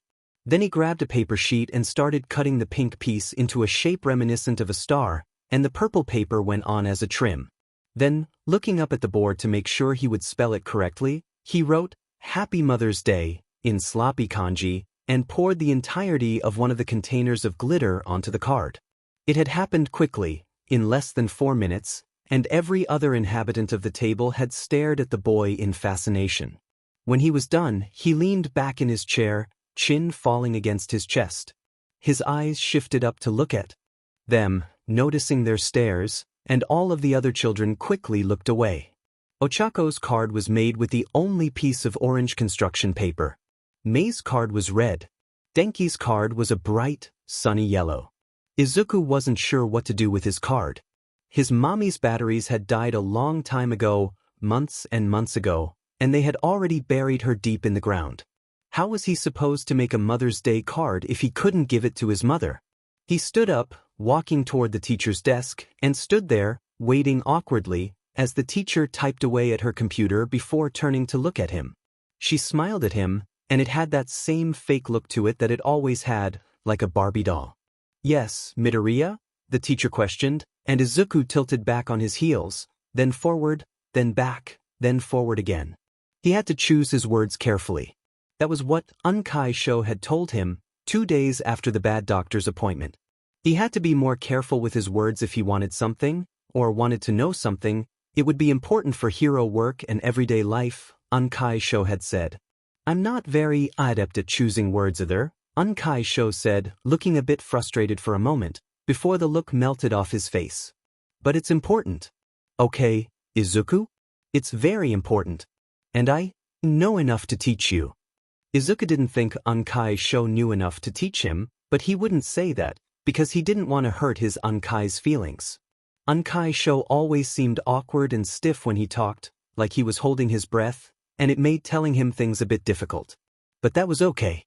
He chewed on the inside of his cheek and thought back to what Unkai Sho had told him. Be polite. Be direct.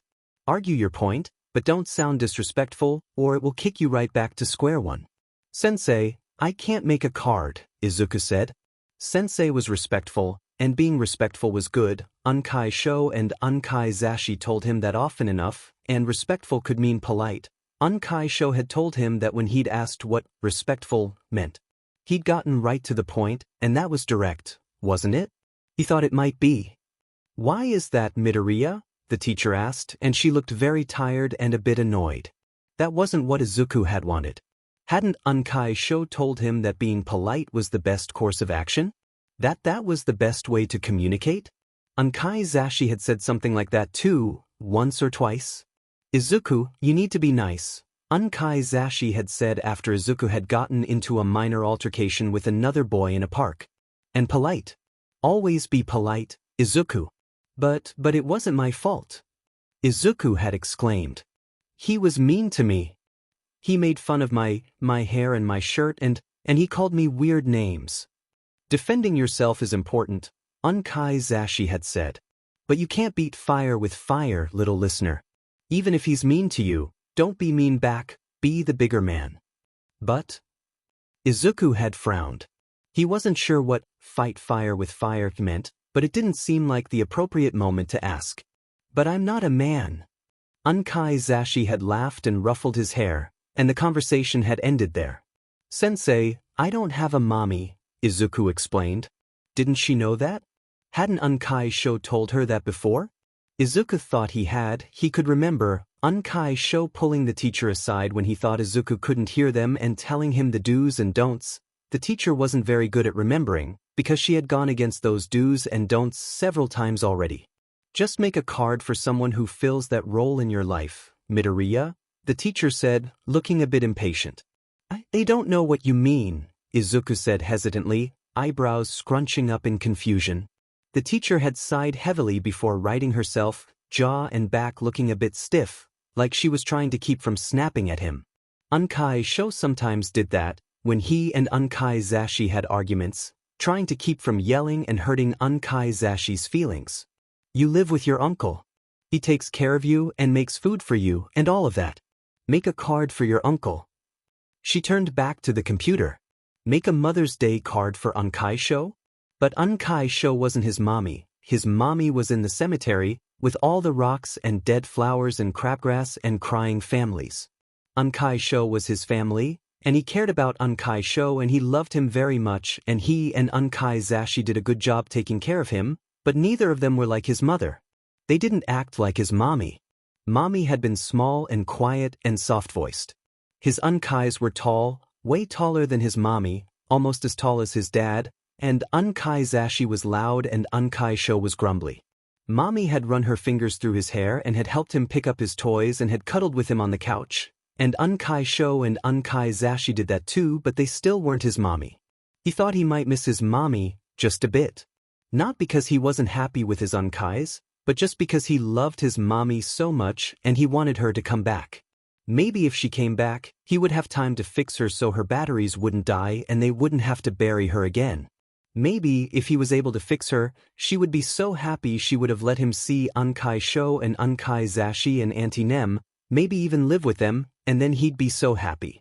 There was an extra man in that picture too, the picture in his mind where the bad things didn't happen and his mommy didn't have to be buried and Izuku didn't get really sad sometimes, and his dad didn't go to America and leave him and his mommy and never come back. He sat back down at his table. Hitoshi was on the other side, head tucked into his arms and fast asleep, snoring, and there was bright pink glitter in his purple hair and he looked a bit like a cupcake Izuku had seen in a bakery window once. Purple frosting and pink sprinkles. Denki hadn't looked up from his card. He was cutting his card into odd little shapes and gluing them together to form what looked like the beginnings of a heart. He was gluing them with a glitter and glue mixture, and it looked good so far. Denki had always been the best one out of all of them at art, Izuku being a close second and Mei just behind him. Izuku thought it might be because Denki, like with books, tended to get lost in his drawings and art projects once he began them, and when he was working on one of them, the rest of the world was put on hold. Izuku's friend always had a single-minded determination when it came to things he enjoyed. Izuku admired that. Izuku made his own card, partially because there wasn't really a rule saying he couldn't make a card for his mommy, even if she wouldn't be able to see it, and partially because he didn't want to get in trouble with the teacher. He got in trouble with her a lot, and he felt like she didn't like him much, and that's not what Izuku wanted. He used a green sheet of construction paper and cut it into a heart, trying to keep it as even as possible but still managing to make it look vaguely like a pickle. Then he drew smaller hearts inside that heart, and he wrote Happy Mother's Day, Mommy on the card, and he hadn't looked at the board when he did it and his eyes were burning and going blurry so he ended up misspelling a few of the words. He put some of the glue on his finger and dragged it along the edge of the heart and then sprinkled purple glitter along that edge as well before shaking the excess off. It looked messy. The green paper was uneven and it did, indeed, look like a sparkly pickle or perhaps a cucumber. The marker had bled through the paper, and there was a little wet drop in the middle of the paper where he'd cried on it before he could wipe the tears away. Don't cry. The table of mean boys was right next to theirs. They didn't like it when Izuku cried, teased him at recess whenever he did, and Izuku knew that would only make him cry harder. He hated that his brain worked like that. He would think when someone were to tell you to stop crying you would stop, but that was not the case. Not at all. He scrubbed away the tears and, when they kept coming, pressed the sleeves of his uniform against his eyes and kept them there. Waited for his eyes to stop burning. Deep breath. It was getting better at the very least. The burning stopped. He kept his eyes firmly closed and pushed the card out of his line of sight. No looking. That would just make the burning come back. He opened his eyes. Hitoshi was still asleep. Denki was still working. Mei had stopped making her card halfway in and had instead taken a break to make a note in her invention journal. Ochako's eyes were red too. Time for lunch, everyone, the teacher called, and everyone stood up from their tables and made a line at the door, Denki waking up Hitoshi in the process. Izuku, Ochako, and Mei all had bentos. Denki and Hitoshi both went to the lunch line to get hot lunches and Izuku talked with the two girls idly as they did. I'm almost done with my card, I'm going to finish it before recess, Mei said. She had leftover fish and rice in her bento, as well as a package of peanut butter crackers. I already finished mine, Izuku and Ochako said in unison. Ochako had a peanut butter sandwich and a juice box, and Izuku had little Vienna sausages that Unkai Zashi had cut to look like octopi, a granola bar, a package of gummies, a juice pouch and a cheese sandwich. Izuku put his granola bar in Ochako's lunchbox when she wasn't looking. The teacher made me make mine, Izuku said, taking a big bite of his cheese sandwich. I asked her if I could skip it, but she said no. He still didn't quite understand why he couldn't have skipped out on the project altogether, or done something else. It didn't quite make sense to him. Ochako frowned at the granola bar in her lunchbox before shrugging, opening it, and taking a big bite.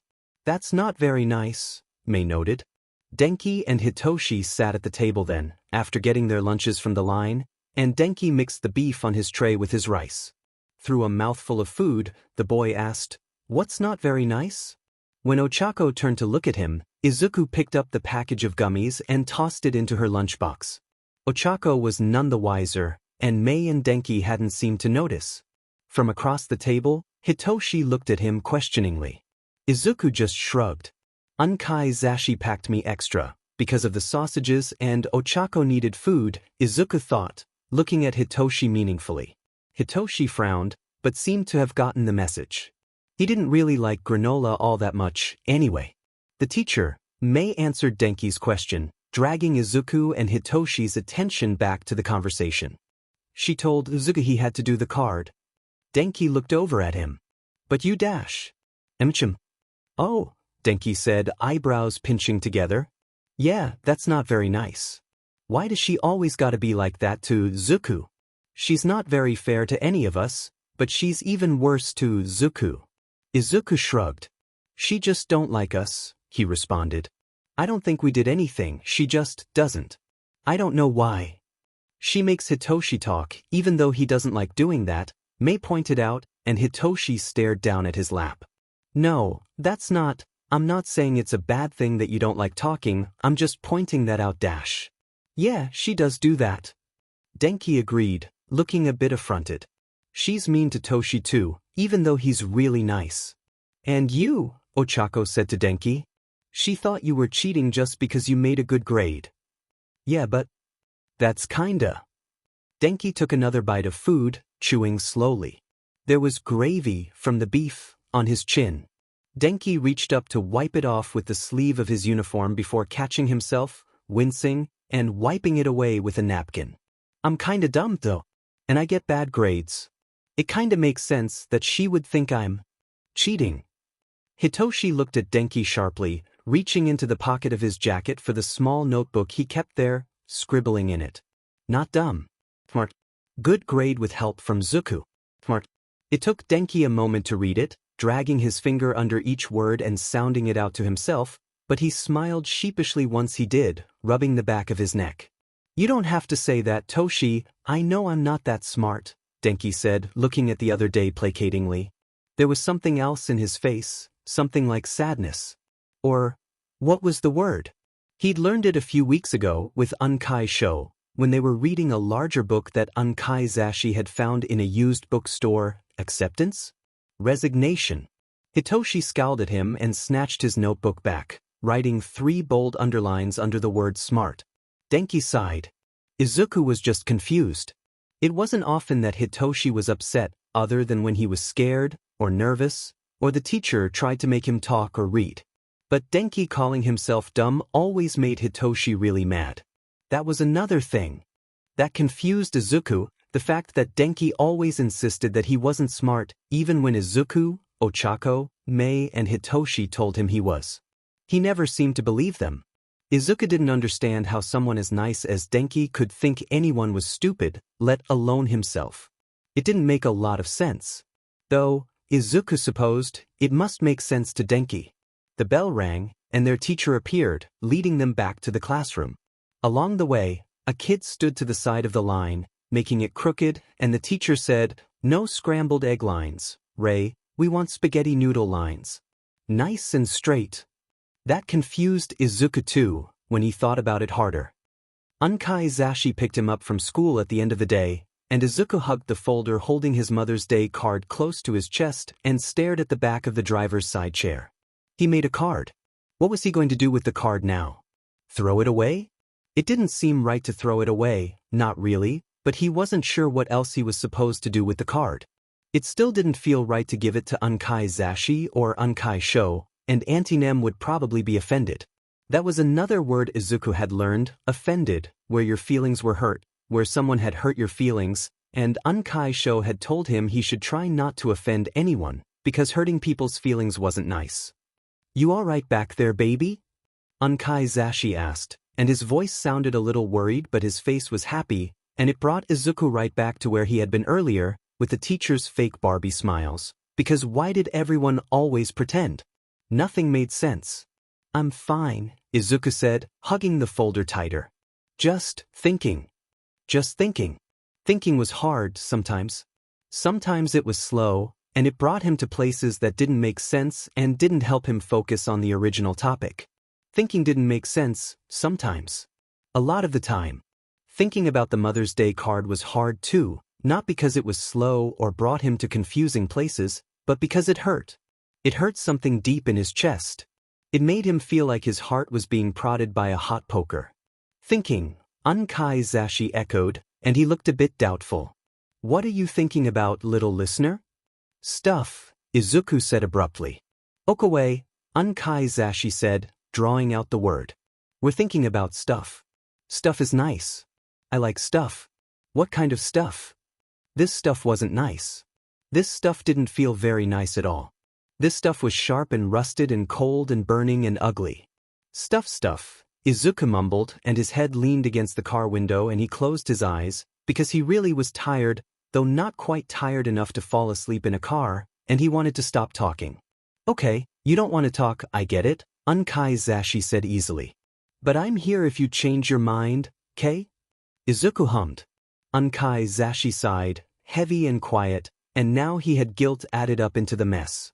They parked outside the apartment building, and Izuku fumbled with the seat belt until it opened, and he climbed out of the car after Unkai Zashi opened his door. Unkai Zashi closed his car door behind him and they walked toward the building, and just before they reached their apartment, Izuku grabbed Unkai Zashi's sleeve and yanked. Yazoo? Unkai Zashi asked, looking down at him.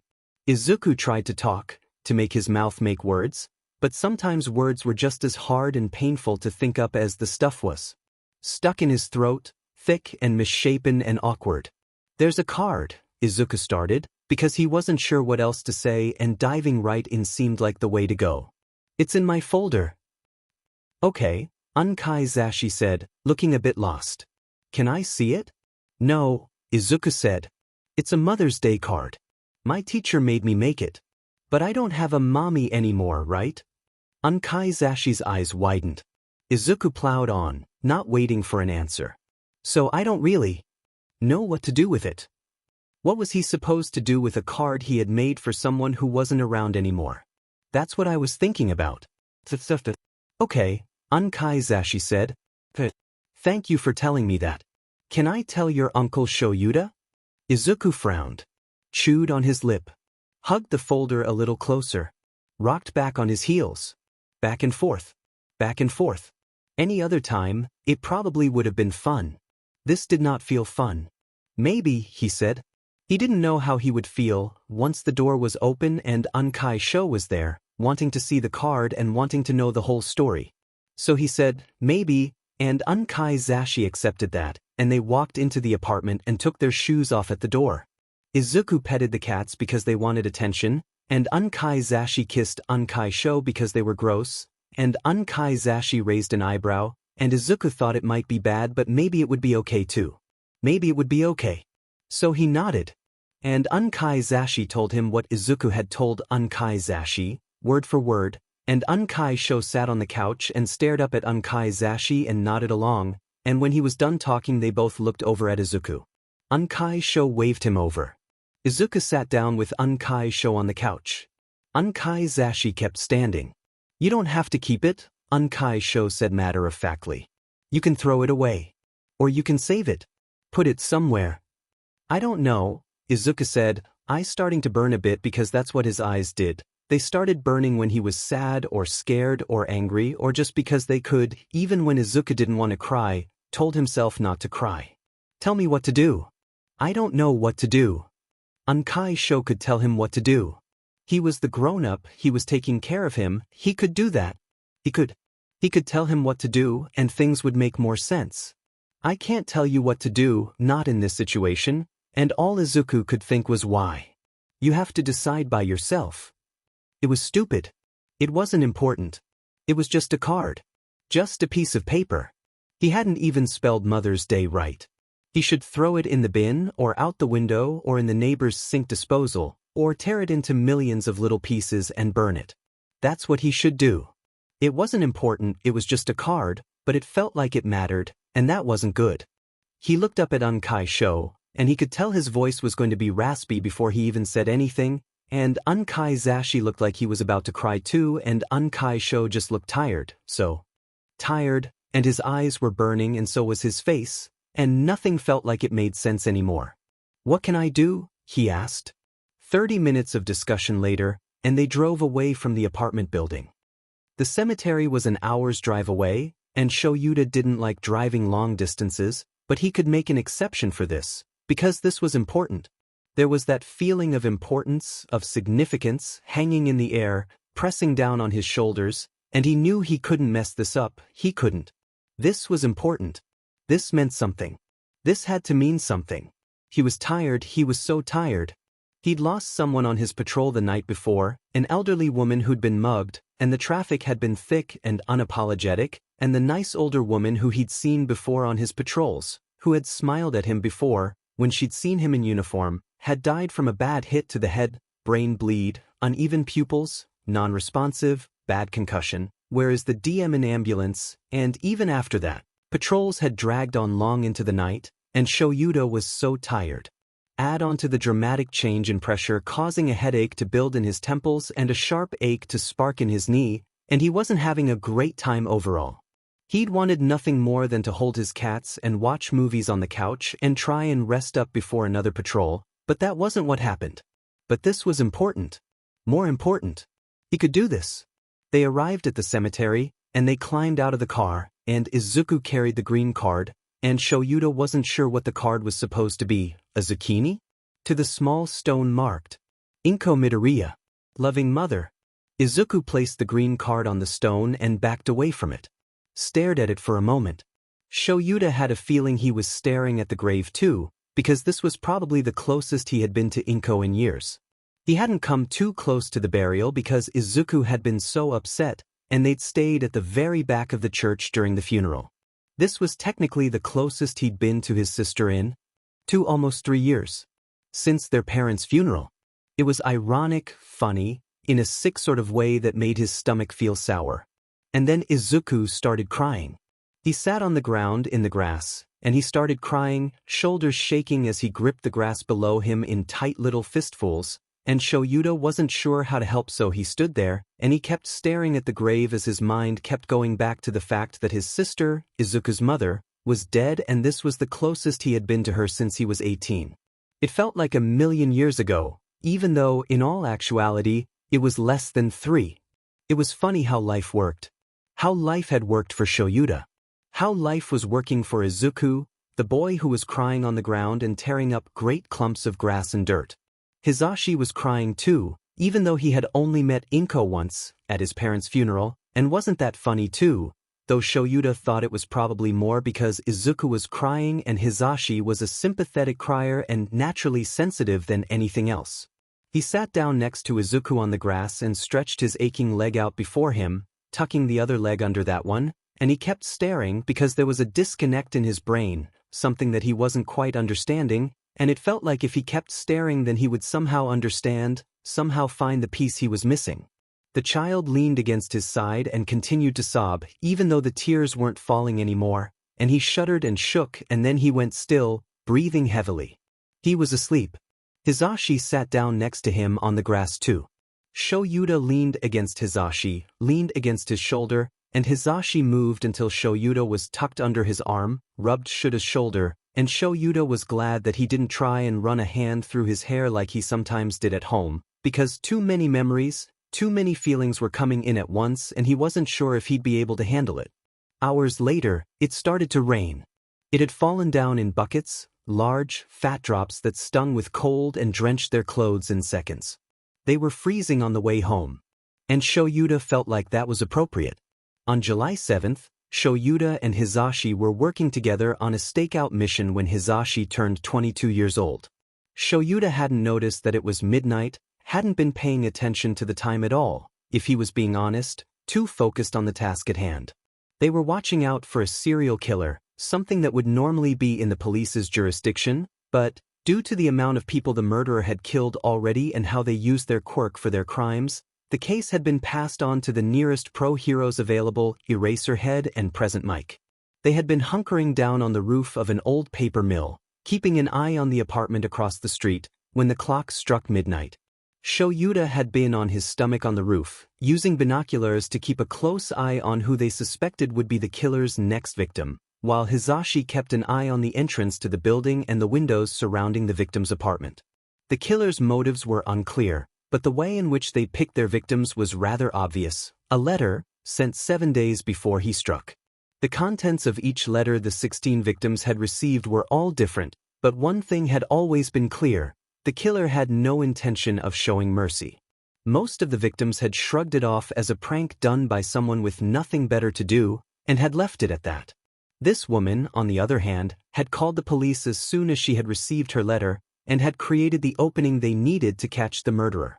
So now they were there, sitting on the roof of an aging building, waiting to apprehend a dangerous, and very obviously meticulous, judging by the state of the victim's, killer. Hizashi had hummed, the sound far too loud in the quiet of the night, and Shoyuta was sure that, had he been anyone else, and had he not received the training that he would have startled hard enough to fall off the roof. "It's my birthday," Hizashi noted, and Shoyuta could tell, even without looking up from the binoculars, that Hizashi was grinning. "I am officially," he said with conviction, "1 year older than you. And the same age as Namuri again, thank God. She can't hold it over my head anymore." Shoyuta just hummed, shifting a bit in place so he could see the apartment building at a better angle. "I," Hizashi stated, "am an adult." "You've been an adult for 4 years, Zashi," Shoyuta muttered, squinting at the apartment window. "Was that?" It was just the shadow of the couch.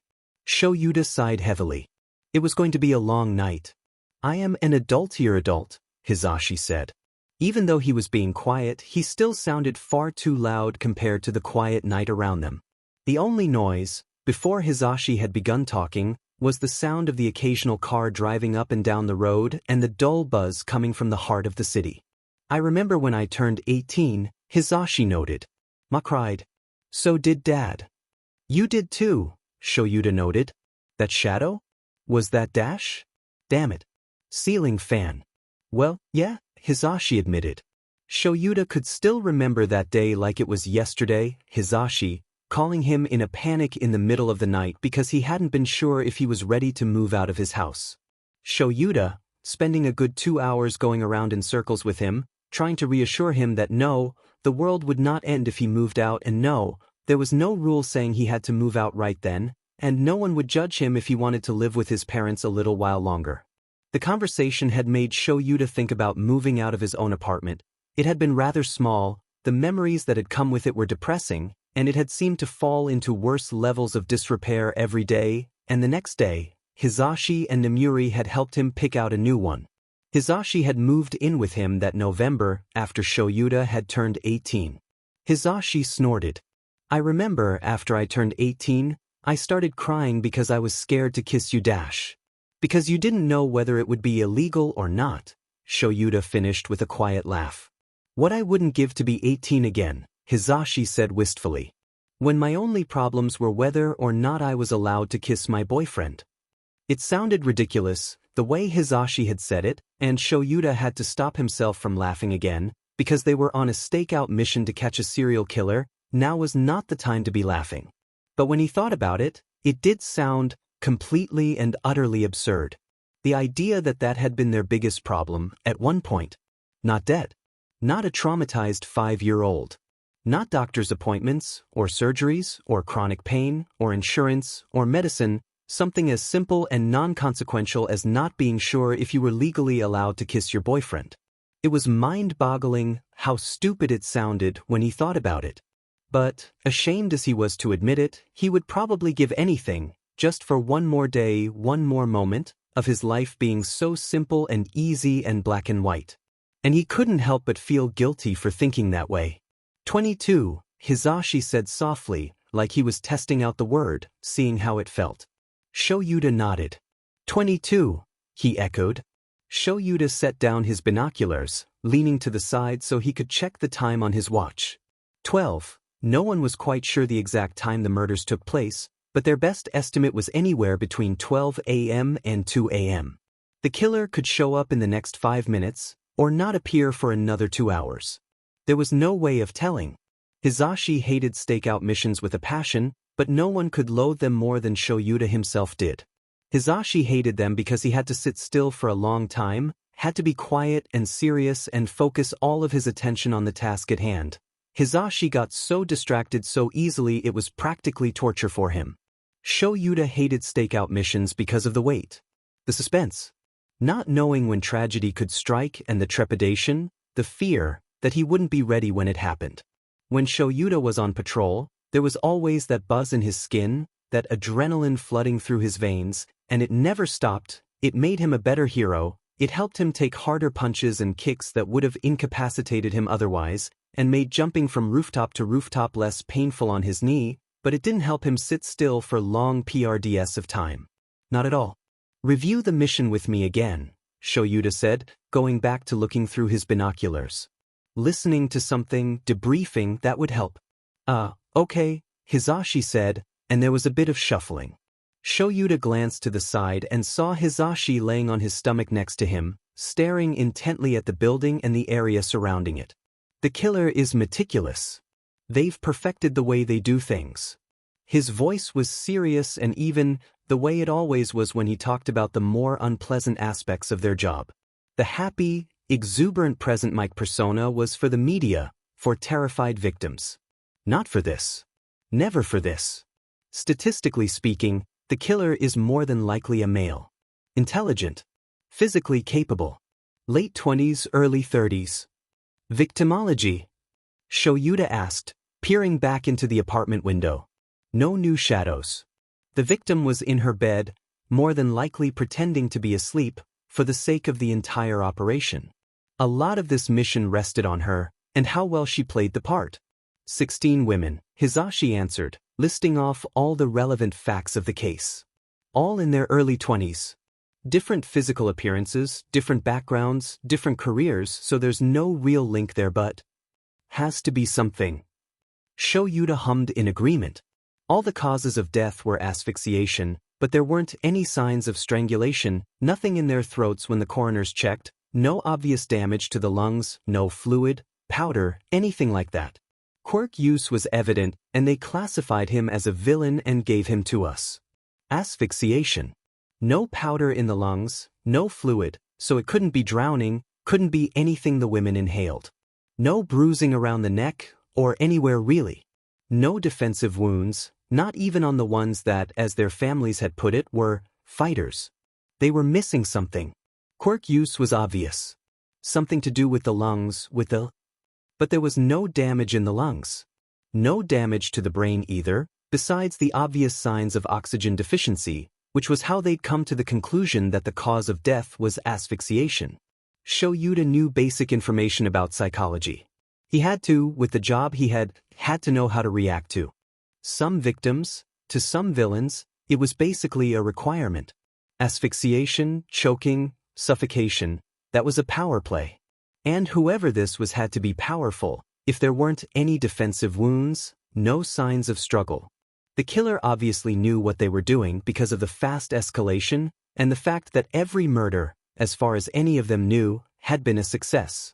That meant either he was really powerful, so powerful that they should really have backup, or the killer had prepared for every possible possibility, anything that could go wrong. Which was, quite honestly, just as upsetting. He might get cocky, might mess up, but what were the chances of that happening? We're missing something, Shoyuta stated. Yeah, Hisashi agreed. What are we missing? Let's go over this again, Hisashi said. Asphyxiation. Nothing in the lungs. No bruising, no signs of struggle. Their bodies were found in their beds. They didn't fight. He might have killed them in their sleep. Wouldn't you wake up? Shoyuta asked rhetorically, shifting in place slightly when his elbows started aching. It was approaching 1 a.m. 1 hour. If someone was choking me? Probably. But they weren't choking, Shoyuta argued, beginning to feel frustrated.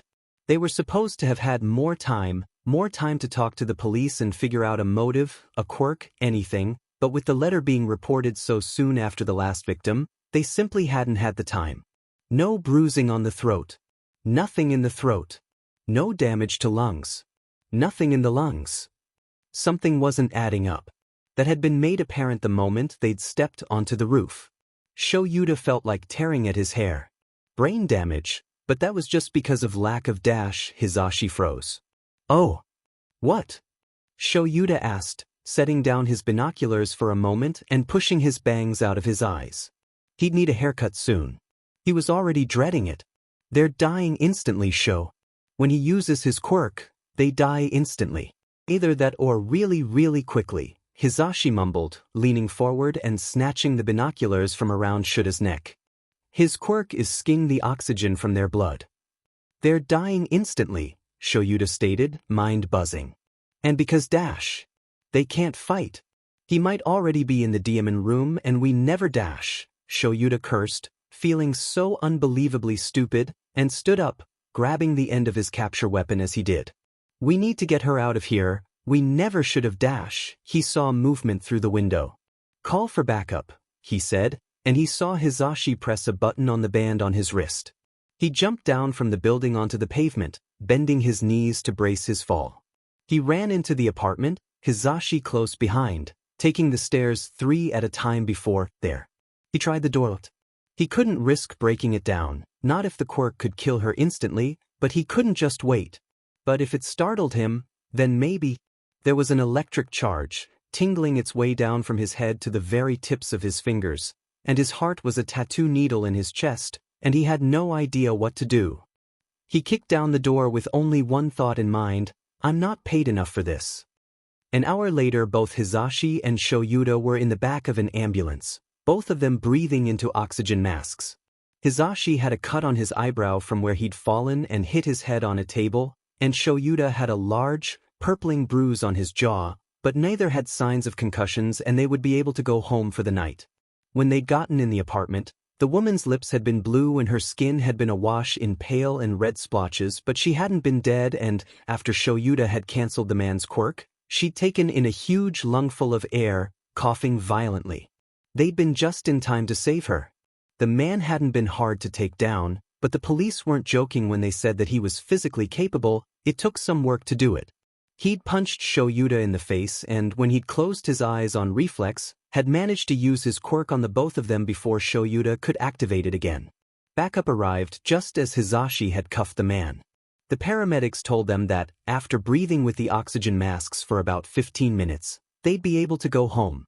Shoyuta wanted nothing more than to collapse in his bed and sleep for a few years, but responsibility awaited him in the morning. They took the train home, both of them drowsy, lightheaded and cold. Shoyuta had fumbled with the keys so much he'd had to get Namuri, who was sleeping on the couch in the living room, to open the door for them. Once she'd left, Shoyuta only just managed to remember to change out of his hero costume and into pajama pants before collapsing into bed, falling asleep mere minutes after his head hit the pillow. Hisashi hadn't been so mindful. He'd barely managed to take off his jacket before giving up and falling asleep himself. He still had his glasses on, dangling off of one ear, and his hair was still gelled up and slicked back. He's gonna hate himself in the morning, Shoyuta thought, before falling asleep. Izuka had figured out how to use the alarm clock all by himself, and he set it to 3 a.m. He woke up by himself too, and brushed his hair, showered, and got dressed all by himself too. It was a Sunday, and Sundays were pajama days, so all he had to do was change into clean pajamas from his dirty pajamas. He walked real slow from his room into the kitchen, making sure now to wake his unkais. He dragged a chair into the kitchen too, so he could see over the countertop.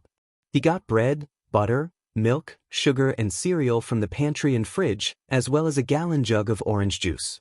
He put toast in the toaster and turned it up all the way so it would be really warm and the butter would melt right. Then, while he waited for that, he poured a bowl of cereal. He only spilled some of it, and dumped a spoonful of sugar into the bowl as well. Then he poured a giant glass of orange juice. He put the toast on a plate, and it was a bit crispier than he'd wanted, and spread globs of butter on the bread with a knife. Then he took the plate to the table, went back for the bowl, and then back again for the glass of orange juice. He had to be really careful so he didn't spill anything else. Izuku was really excited, because today was Unkai Zashi's birthday. And birthdays were fun. People had parties on birthdays, and cake, and pin the tail on the donkey, and people had friends over for birthdays. For Izuku's 5th birthday, Auntie Mimi brought Kakin over, and they had lots of fun and ate loads of cake and got to beat a papier-mâché donkey to bits. Kakin had done most of the hitting since, when he'd gotten upset that the donkey hadn't cracked open right away, he'd used his quirk to break the donkey into pieces. It had been really fun, and Izuku liked thinking about that day because that was one of the last days before the doctor told Mommy his foot was weird and Dad went to America and Kakin got mad at him. Izuku was going to make sure that Unkai Zashi's birthday was great. And he was going to start by making breakfast. Once everything was on the table, he grabbed napkins and silverware and put that on the table too. Before washing his hands, there was a lot of sugar and butter on them, and walked to Unkai Zashi and Unkai Sho's room to wake them up. He knocked on the door. There wasn't an answer, so he pushed it open. Unkai Zashi and Unkai Sho were both asleep, but they weren't sleeping under the covers. Unkai Zashi was snoring really loud. He was wearing his hero uniform, the leather pants and the black undershirt, but he wasn't wearing his jacket or his boots. Unkai Sho's hero uniform was in the middle of the floor in front of the bed, his capture weapon too, and he was wearing pajama pants. He was curled up into a little ball in the middle of the bed, like Izuku slept in his bed, sometimes. He stood beside the bed and shook Unkai Zashi's shoulder. Unkai Zashi grunted. He shook his shoulder again. He grunted again. Unkai Zashi, Izuku whispered. Unkai Zashi. He slapped him on the forehead. Unkai Zashi snorted, sitting up quickly. His glasses went flying onto the floor, and he blinked hard. Wadash, he said, looking around, before his eyes fell on Izuku, and he jumped, clutching his heart. Jesus, Zoo, Unkai Zashi said, rubbing his forehead. Izuku grabbed the small box on Unkai Zashi's bedside table, handing it to him, and Unkai Zashi slipped his hearing aids on. What's going on, baby? Izuku grabbed the man's hand and tugged him along, and Unkai Zashi sighed, standing up. Izuku saw Unkai Sho uncurl from the ball and splayed out on the bed, taking up all the space. Not getting back to bed now, Unkai Zashi muttered. Izuku tugged him out into the hallway. Izuku, it's 3 a.m, why are you dash? Unkai Zashi froze, staring at the table. Izuku smiled proudly. Oh my god. Toast. I made toast. Izuku said, pulling him toward the table. Unkai Zashi sat down, still gaping. And cereal. And I made you a glass of orange juice. It's your birthday, so I wanted to make you something. As a present. Izuku grinned at him, happy expression falling slightly when he saw him. His eyes were red and glassy. He was crying. Why was he crying? Izuku had made him breakfast. You're not supposed to cry when you get a birthday present, you're supposed to be happy. Izuku was supposed to have made him happy. Why was he crying? Had he done a bad job? Was he in trouble now? Why are you crying? Izuku asked, eyes widening. Are you sick? Is it because of the toast? Is it too crispy? I can cut the black bits off dash. Unkai Zashi picked him up, hugging him close and spinning him around. Izuku giggled, hugging him back, relief making him slump against his Unkai's shoulder. I'm sorry for crying, Unkai Zashi said, setting him down. I'm really happy. Thank you. It looks great. Unkai Zashi sat back down, picking up a piece of toast, tearing it in half and biting the middle bit that wasn't black. It tastes great. He took another bite, seeming to avoid the black parts. Izuku understood, they were probably really gross, before taking a spoonful of cereal and taking a big bite, before coughing violently, hacking into a napkin. Are you okay? Izuku asked frantically, patting his Unkai on the back firmly. There's juice dash. I'm okay, Unkai Zashi said, coughing into the napkin a final time before dropping it back on the table. I just wasn't expecting so much. Sugar. Izuku had put quite a bit of sugar in the cereal. He'd done it because Unkai Zashi liked sweet stuff, but maybe he put too many scoops in? Don't worry about it, it's dash. Unkai Zashi coughed again, face flushed. It's fine. It's great. Don't worry. He took a sip of orange juice and that, at least, seemed to be something Izuku hadn't messed up. Unkai Zashi drank half of the tall glass in 2 gulps before setting it back down on the table. He turned to Izuku. Why are you up so early anyway? I could have helped you make my birthday breakfast. Yeah, but you're not supposed to. Izuku protested. Birthdays are supposed to be all about you, you're not supposed to help, and I wanted it to be a surprise. Did I mess up? A little, Unkai Zashi explained. The toast was a little burnt. And you're not supposed to put that much sugar in cereal. Or any at all. But that's okay. I really liked it. Thank you, Zu. You liked it? Even though I messed up? Izuku asked tentatively. Baby, I've been eating your Uncle Sho's food for years, Unkai Zashi said, standing up and putting his dishes in the sink. I'm immune at this point. Izuku laughed, and Unkai Zashi smiled, even though he looked really tired. He'd done a good job. When Shoyuta woke up later, his head was pounding.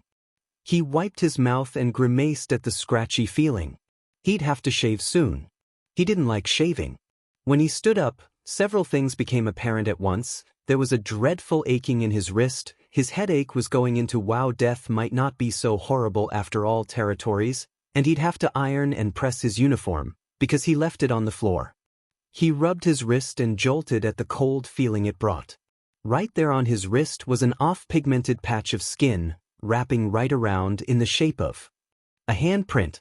When he touched it, the skin was unnaturally cold. A scar from the killer's quirk? Did Hizashi have one? Did the woman they had been protecting? Would this have lasting damages? Was the skin dead? Was the muscle underneath the skin damaged? Or was it just the topmost layer? Had the oxygen just stopped there, some sort of after effect of the killer's quirk? Was it permanent? He should go to the hospital, take Hizashi with him, get it checked out just in case. He heard laughter float through the doorway, Hizashi and Izuku. Had Hizashi woken up Izuku? Why had he not woken Shoyuta? He pulled on a pair of basketball shorts and a gray hoodie, because it